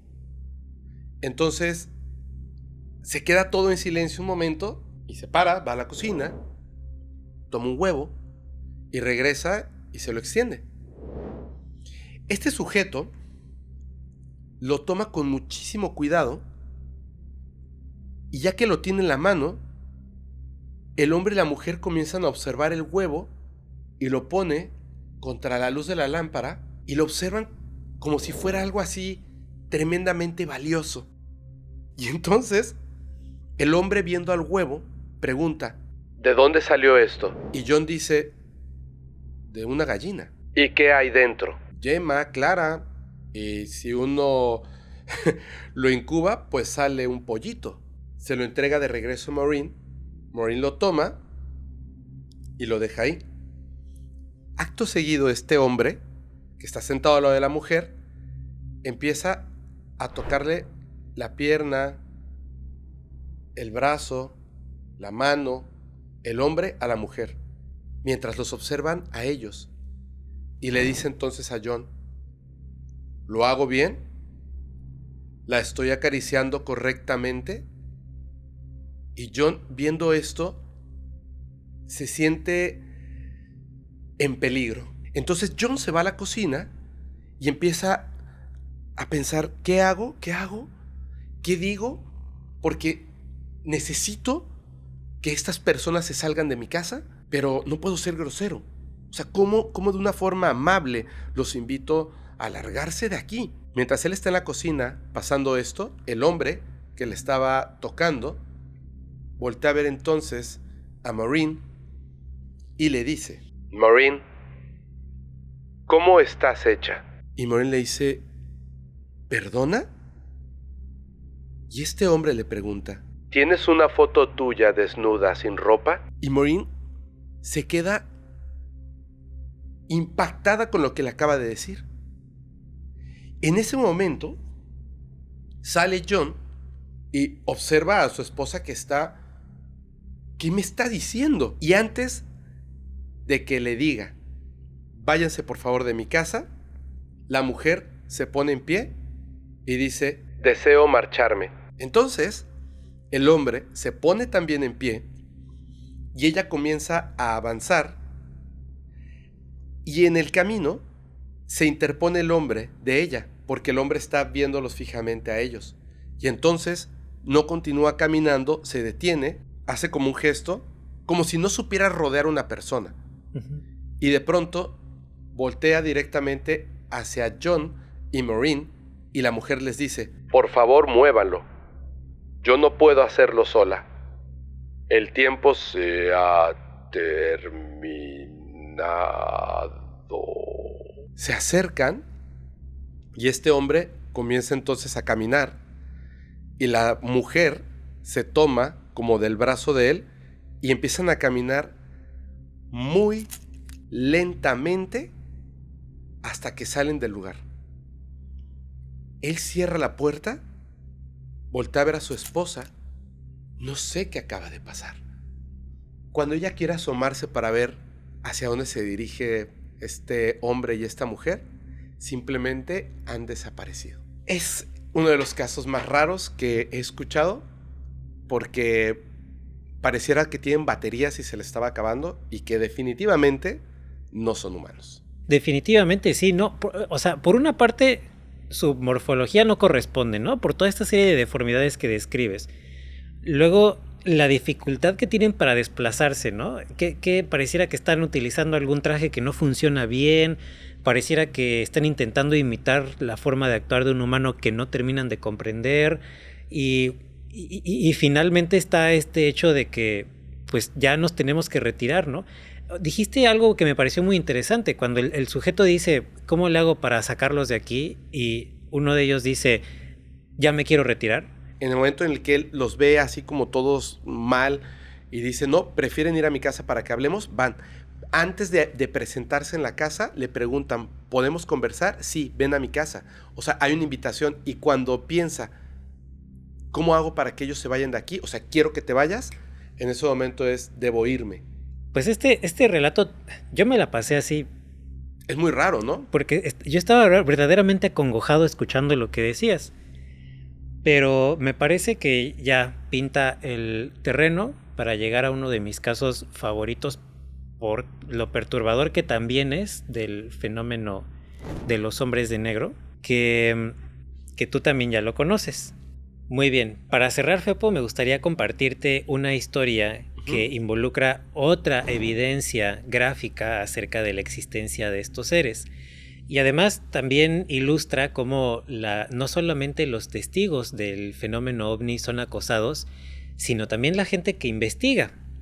Porque el chiste es encubrir, encubrir entre comillas, el chiste es provocar a la gente que está involucrada, ya sea que vio algo o que lo averigua indirectamente. Esto sucedió en el año de 1968 en Nueva Jersey.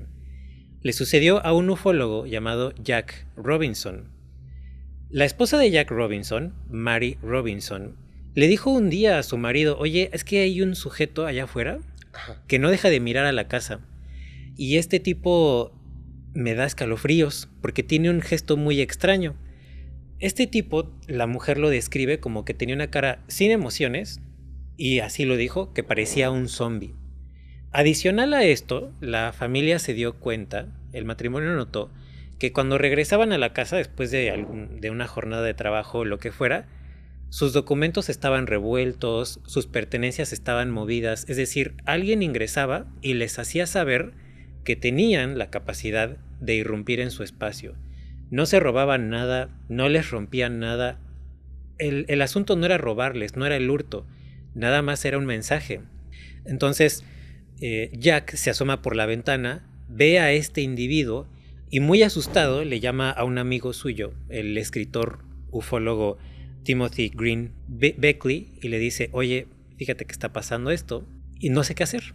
Entonces el amigo va para allá, se estaciona en la distancia, comienza a buscar al individuo que corresponda con las características y saca esta fotografía. Ahí tal vez, de nuevo, como es nada más media silueta, podríamos decir, pues a lo mejor fue un sujeto que salió a fumar un cigarrillo, pero la descripción que hicieron de este sujeto era bastante robusto y bastante alto.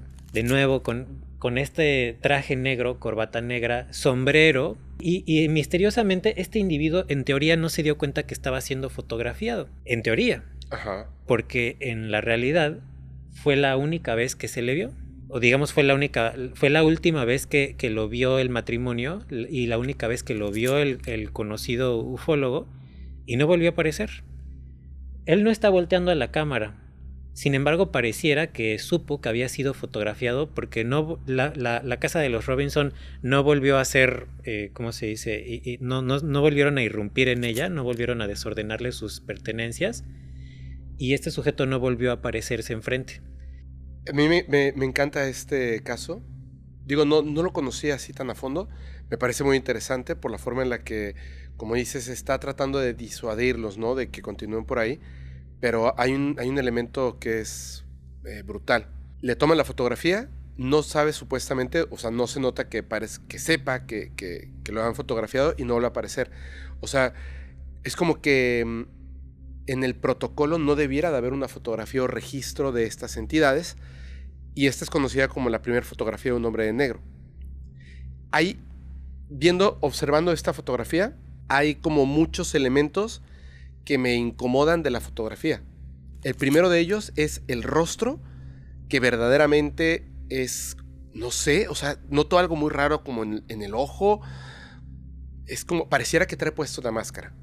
Parece que trae un párpado salido, que trae un ojo salido, la cara se ve muy abultada. Digo, pues de nuevo, ¿no? No es una crítica a la estética, ¿no? Pero considerando el contexto, sin duda, uno no puede pasar por alto que este tipo se ve muy extraño. Se ve muy extraño, y de hecho tú hablabas de su tamaño, ¿no? Que es muy robusto y muy alto. ¿Has notado que el sombrero se ve muy chiquito en la cabeza? Sí, sí. Es muy pequeño o sea, verdaderamente el tipo se ve muy robusto, y nuevamente trae como esta gabardina como para ocultar ese cuerpo. Y solo hay un elemento que es lo que se me hace un poquito raro. Notamos que tiene un brazo como aquí arriba, como si estuviera fumando o simplemente lo tuviera apoyado sobre su regazo. No se ve exactamente dónde está la mano, digamos el brazo derecho, pero me parece que hay como una bolsa que cuelga de él, pero ¿de qué mano estaría colgando esa bolsa, no? Yo aquí te preguntaría, porque falta un caso, ¿no? O sea, ¿tú qué harías? ¿Tú qué harías, Carlos, si de pronto recibes la visita de, pues no sé, 2 de estos sujetos que hablan raro, que los notas claramente que no tienen pestañas, cejas, cabello? Yo no les permitiría que interactuaran demasiado tiempo conmigo. Procuraría decirles, ¿saben qué? Ya cerró la tienda, por favor retírense. Por esto que decías, ¿no? De que hay un elemento del consentimiento que no debemos perder de vista, que en mayor o menor medida, pero hay un margen que sigue estando bajo nuestro control, donde nosotros podemos decidir en qué momento interrumpir la interacción con ellos. Y lo segundo sería gritarlo a los 4 vientos. A lo mejor yo sé que me expongo a que la gente tal vez así, por supuesto siguiendo el ejercicio intelectual, ¿no? O sea, bajo el supuesto de que esto es una mera suposición. O así, ¿no? Como en Scooby-Doo le robas la máscara para ver qué hay debajo. Oye, nos vas a contar un último caso para cerrar, ¿cierto? Así es. Que es el que yo pensé que fue el caso anterior que contaste, pero no, es otro caso. Uh-huh. Muy bien. Esto le sucedió a un muchacho llamado Aeromar en Brasil. Aeromar es un nombre pues bastante peculiar, ¿no? Bastante único. Sí, suena como aerolínea. Como una aerolínea, sí. Pero este pobre muchacho, en 1980, él se dedicaba a lo suyo, que era vender bebidas frías en la playa. Entonces un día lo abordan 3 individuos en traje negro que lo intentan interrogar, y Aeromar piensa que lo van a inculpar porque lo que él piensa. A ver, lo que hemos visto hasta ahorita son personas que han sido acosadas tras tener o algún avistamiento o tras interesarse en el fenómeno ovni, pero Aeromar no estaba en ninguna de estas 2 categorías. Este muchacho vivía en su mundo, él se dedicaba a vender bebidas. Lo abordan estos 3 individuos, lo empiezan a interrogar, y él de inmediato piensa que son policías encubiertos y que lo van a inculpar por algún asunto de sustancias. Eso es lo que él piensa. y dice, estoy en grave peligro porque cuando llegan los agentes con este objetivo, pues generalmente llegan a encarcelar primero y a preguntar y averiguar después, ¿no? Entonces, estoy en grave peligro. Él deja de ir a la playa a vender bebidas. Y un día que él va llegando a su casa en su automóvil de una cita que tuvo con una novia, ve un automóvil negro estacionado afuera de su casa con estos tipos que lo están viendo fijamente. Él entra en pánico, entra corriendo a la casa y entra tan asustado cuando le está comentando a la mamá que de pronto empieza a quejarse de que no puede escuchar en un oído. Y la madre lo lleva al hospital, los doctores le dicen no sabemos qué tiene, pasa como un mes y Aeromar se recompone. Y es tan fuerte el impacto que él se muda, él estando en Río de Janeiro dice voy a poder escapar de estos agentes encubiertos, comienza a trabajar en una compañía eléctrica como asistente técnico y una noche va caminando por uno de los túneles que unen las playas de Río de Janeiro y ve a 2 de estos individuos caminando hacia él. Cuando llega a la estación del camión, ahí está el tercer individuo esperándolo ya. Él espantadísimo se echa a correr, regresa a su empleo y le dice al jefe, oiga, fíjese que me está pasando esto, me están persiguiendo. Y el jefe le dice, hijo, yo te acompaño a la estación de policía para que levantes una denuncia, ¿no? No es justo que te estén persiguiendo por algo que tú no hiciste.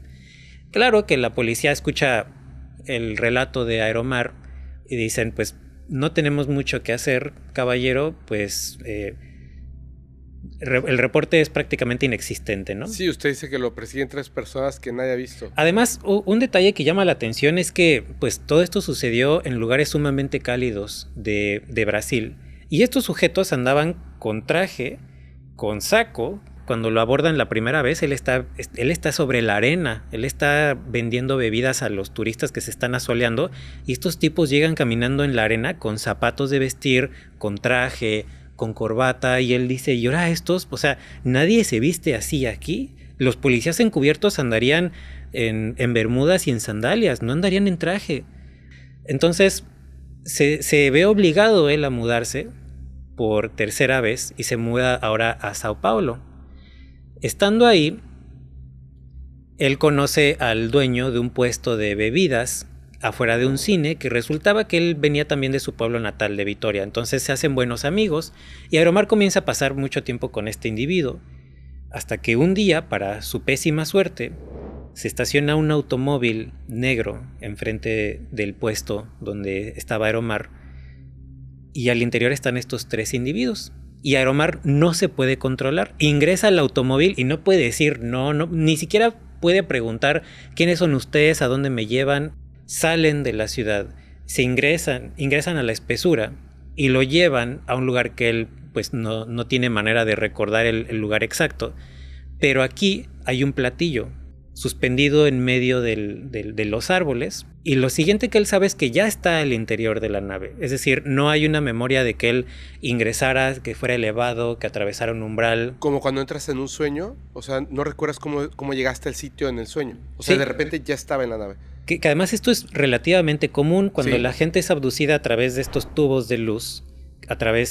Cuando entran por una puerta, pues sí recuerdan la puerta, pero hay algo en esta tecnología, si es que podemos llamar la tecnología del rayo de luz, que hace que las personas no recuerden cómo es esta transición entre estar fuera de la nave y entrar a la nave. Entonces lo siguiente que él sabe es que está al interior de la nave y lo sujetan contra una estructura que es una especie de entre asiento y camilla. Lo sujetan de la garganta, lo sujetan de la frente y lo sujetan de las muñecas. Y él está aterrado porque estos 3 sujetos se paran frente a él, hacen esto. ¿Qué? Y sus cabezas son de reptil. O sea, la broma que yo dije hace rato, ¿pero lo hicieron de verdad? Sí. Se quitaron una máscara. Sí. Aeromar está que no da crédito. Bueno, decir que no da crédito es una forma muy, muy educada y muy formal de decir que está muerto de miedo. Porque estos tipos le empiezan a poner imágenes en su mente sobre su propio futuro y sobre el futuro del mundo. Ahora, no hay mucha información al respecto sobre en qué consistieron estos mensajes y lo vamos a ver a continuación. Estos sujetos o reptiles están frente a él ya con su apariencia, pues digamos, propia. Él ve un pasillo que da hacia otra habitación al interior de esta nave y en esta otra habitación ve cuerpos colgando del techo. Como si fuera un rastro. Un rastro. Pero son humanos. Esto es lo último que recuerda Aeromar. Después de eso, él otra vez aparece junto al puesto de su amigo, enfrente del cine. El cine ya cerró, su amigo ya no está ahí, y él está muy desorientado. Regresa a su departamento que comparte con un compañero, y llega y muy alterado Aeromar le comenta a su roomie, le dice lo que le acaba de suceder, y el roomie pues no sabe ni qué decirle, ¿no? El roomie está pasmado viéndolo y a medio relato, Aeromar de pronto es empujado por una fuerza invisible hacia una pared, choca contra la pared y recuerda en ese momento que estos seres le dijeron durante la experiencia que tenía prohibido comentar lo que le había pasado, que esto era pues muy privado, ¿no? O bueno, privado de nuevo, es una forma educada de decir que o te callas o regresamos por ti. Y por esos días, una cadena televisiva brasileña iba a grabar un documental sobre ovnis. El amigo se entera, contacta a la cadena y les dice, pues tengo aquí un conocido que a lo mejor les interesa. La cadena dice, esto está muy por encima de nuestras capacidades, y ponen en contacto a Aeromar con un ufólogo llamado Max Berezovsky, quien fue un ufólogo muy eminente brasileño, que al escuchar el relato, pues el resumen de Aeromar, le dice, ven a las oficinas nuestras y pues aquí hablamos. Llega Aeromar, le dicen, te podemos someter a una regresión hipnótica para averiguar qué quieren estos tipos contigo, por qué te llevaron, todos los detalles de tu experiencia. Aeromar, pues digamos, sin mucho margen de decisión, accede, pero no lo pueden someter a la regresión por dos motivos. El primero es que están en unas oficinas muy bulliciosas, entonces hay mucho, entre comillas, mucha interferencia, pero el segundo motivo es que Aeromar está completamente desquiciado. O Aeromar era un gran actor, o realmente tuvo una experiencia absolutamente desquiciante. Aeromar queda con el ufólogo, con Berezovsky, que va a regresar, que van a darle seguimiento a su caso, porque el otro está muy interesado en lo que le sucedió. Sin embargo, Aeromar desaparece del mapa. No vuelven a saber de él.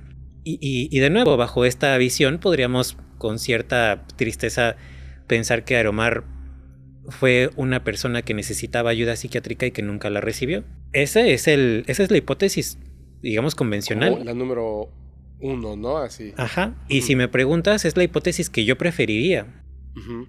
Porque si bien no es un escenario bonito, no es un desenlace favorable para Aeromar, lo cierto es que si él realmente fue visitado por estos seres, por estos hombres de negro reptiles, pues lo que él vio al interior de la nave nos indica que él potencialmente, y de nuevo cruzo los dedos porque esto no haya sido así. El ufólogo Antonio Juneus publicó un artículo donde resumía este caso de segunda mano, que él se enteró, digamos, se lo contó Berezovsky, y él al final del artículo cerraba con la siguiente frase: este caso parece salido de una película de ovnis de terror. Totalmente. Es que este tipo de investigadores se tomaban las cosas muy en serio.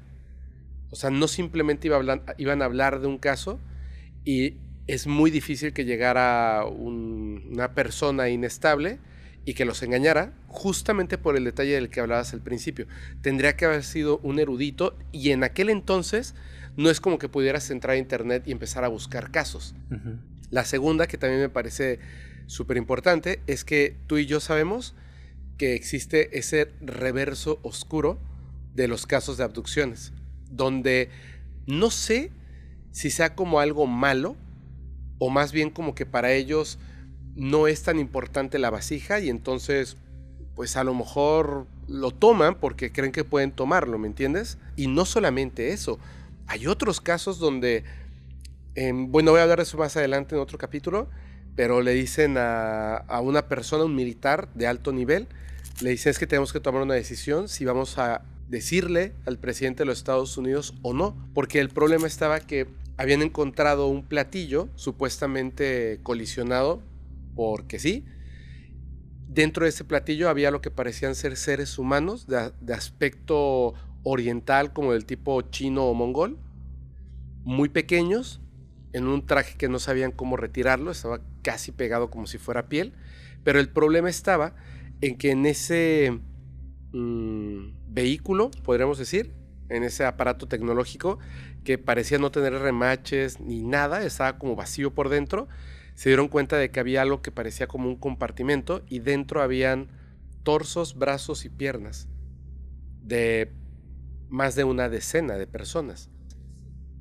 Suena cruento, suena horrible, pero realmente no sabemos de fondo qué es lo que está pasando. Yo creo que Aeromar no estaba mintiendo. La gente, los abducidos, como dices tú, aparecen como la mutilación de ganado, con las mismas huellas, o son sometidos a tratos inhumanos.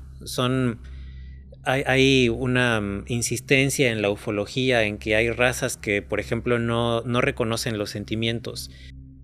Pues recuerda, por ejemplo, lo que cuando grabamos para Podcast Paranormal con Saúl, lo que hablaba del experimento que había hecho es esta persona que trabajaba con polígrafos, que se la coloca a la planta y entonces pues simplemente quebraba, ¿no?, una hoja o cocinaba unos camarones y tú pues puedes observar la planta y como nosotros somos mamíferos y es otro reino que convivimos en el mismo planeta, decimos, no sufre, mira, ve cómo le corto la hojita, cómo arranco la fruta, no sufre, es algo normal.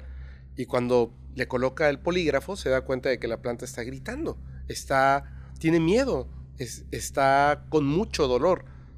Yo esperaría que aunque no sean capaces de empatizar, que sí entiendan que hay algo que ellos no son capaces de detectar, que es el miedo o el dolor, pero que entiendan que no pueden hacer eso, porque yo no sé qué se siente ser una planta a la que le están quemando una rama, pero después de ver ese experimento, yo digo, no está bien quemarle la rama a una planta, nada más por puro interés científico. Y de hecho me parece que este capítulo ha sido, wow, o sea, sin querer, además de muy informativo, estos temas a mí me fascinan, sin querer incluso es como esa parte terrorífica. Amigo, algo que quieras decir y antes de finalizar, por favor, recuérdanos tus redes sociales, plataformas y muchas gracias por haber estado nuevamente aquí con nosotros. Muchísimas gracias por la invitación, la verdad es que la he pasado súper bien en esta plática, creo que fue madurando muy bien el tema. Lo que me gustaría decir para cerrar es que si bien todos estos casos son muy terroríficos, creo que siempre, o mejor dicho, no hay que perder de vista que también hay un aspecto muy positivo del fenómeno no humano. No hay que quedarnos con la parte terrorífica, claro, porque entonces terminamos concluyendo una de dos, o que son demonios, o que el fenómeno es abominable y que tenemos que rehuirle.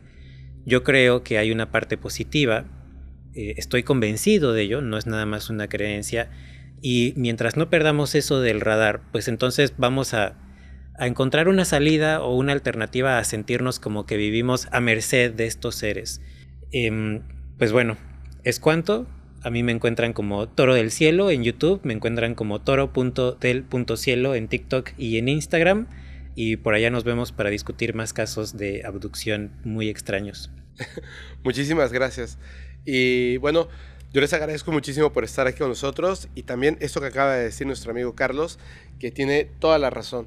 Por supuesto que no podemos simplemente negar esos poquísimos casos en donde parece que hay algo a lo cual debemos de temer, pero en este universo, en lo que tiene que ver con el fenómeno no humano, la cantidad de cosas positivas supera por mucho a las pocas que son negativas. Así que, como les digo siempre, uno puede lograr ese contacto de forma positiva porque en su mayoría estos seres quieren algo bueno para nosotros porque han comprendido que están en el mismo sitio que tú y que yo. Y que todo esto se comparte y la naturaleza no comprende únicamente al planeta Tierra. La realidad misma tiene un ciclo y en ese ciclo todos convivimos. Así que las buenas acciones se retornan para todos y las malas acciones del ser humano también los afectan a ellos. Así que tenemos que verlo de una forma súper positiva. Gracias, Carlos. Nos vemos en la próxima. Y recuerden que juntos vamos a lograr el contacto positivo. Nos vemos.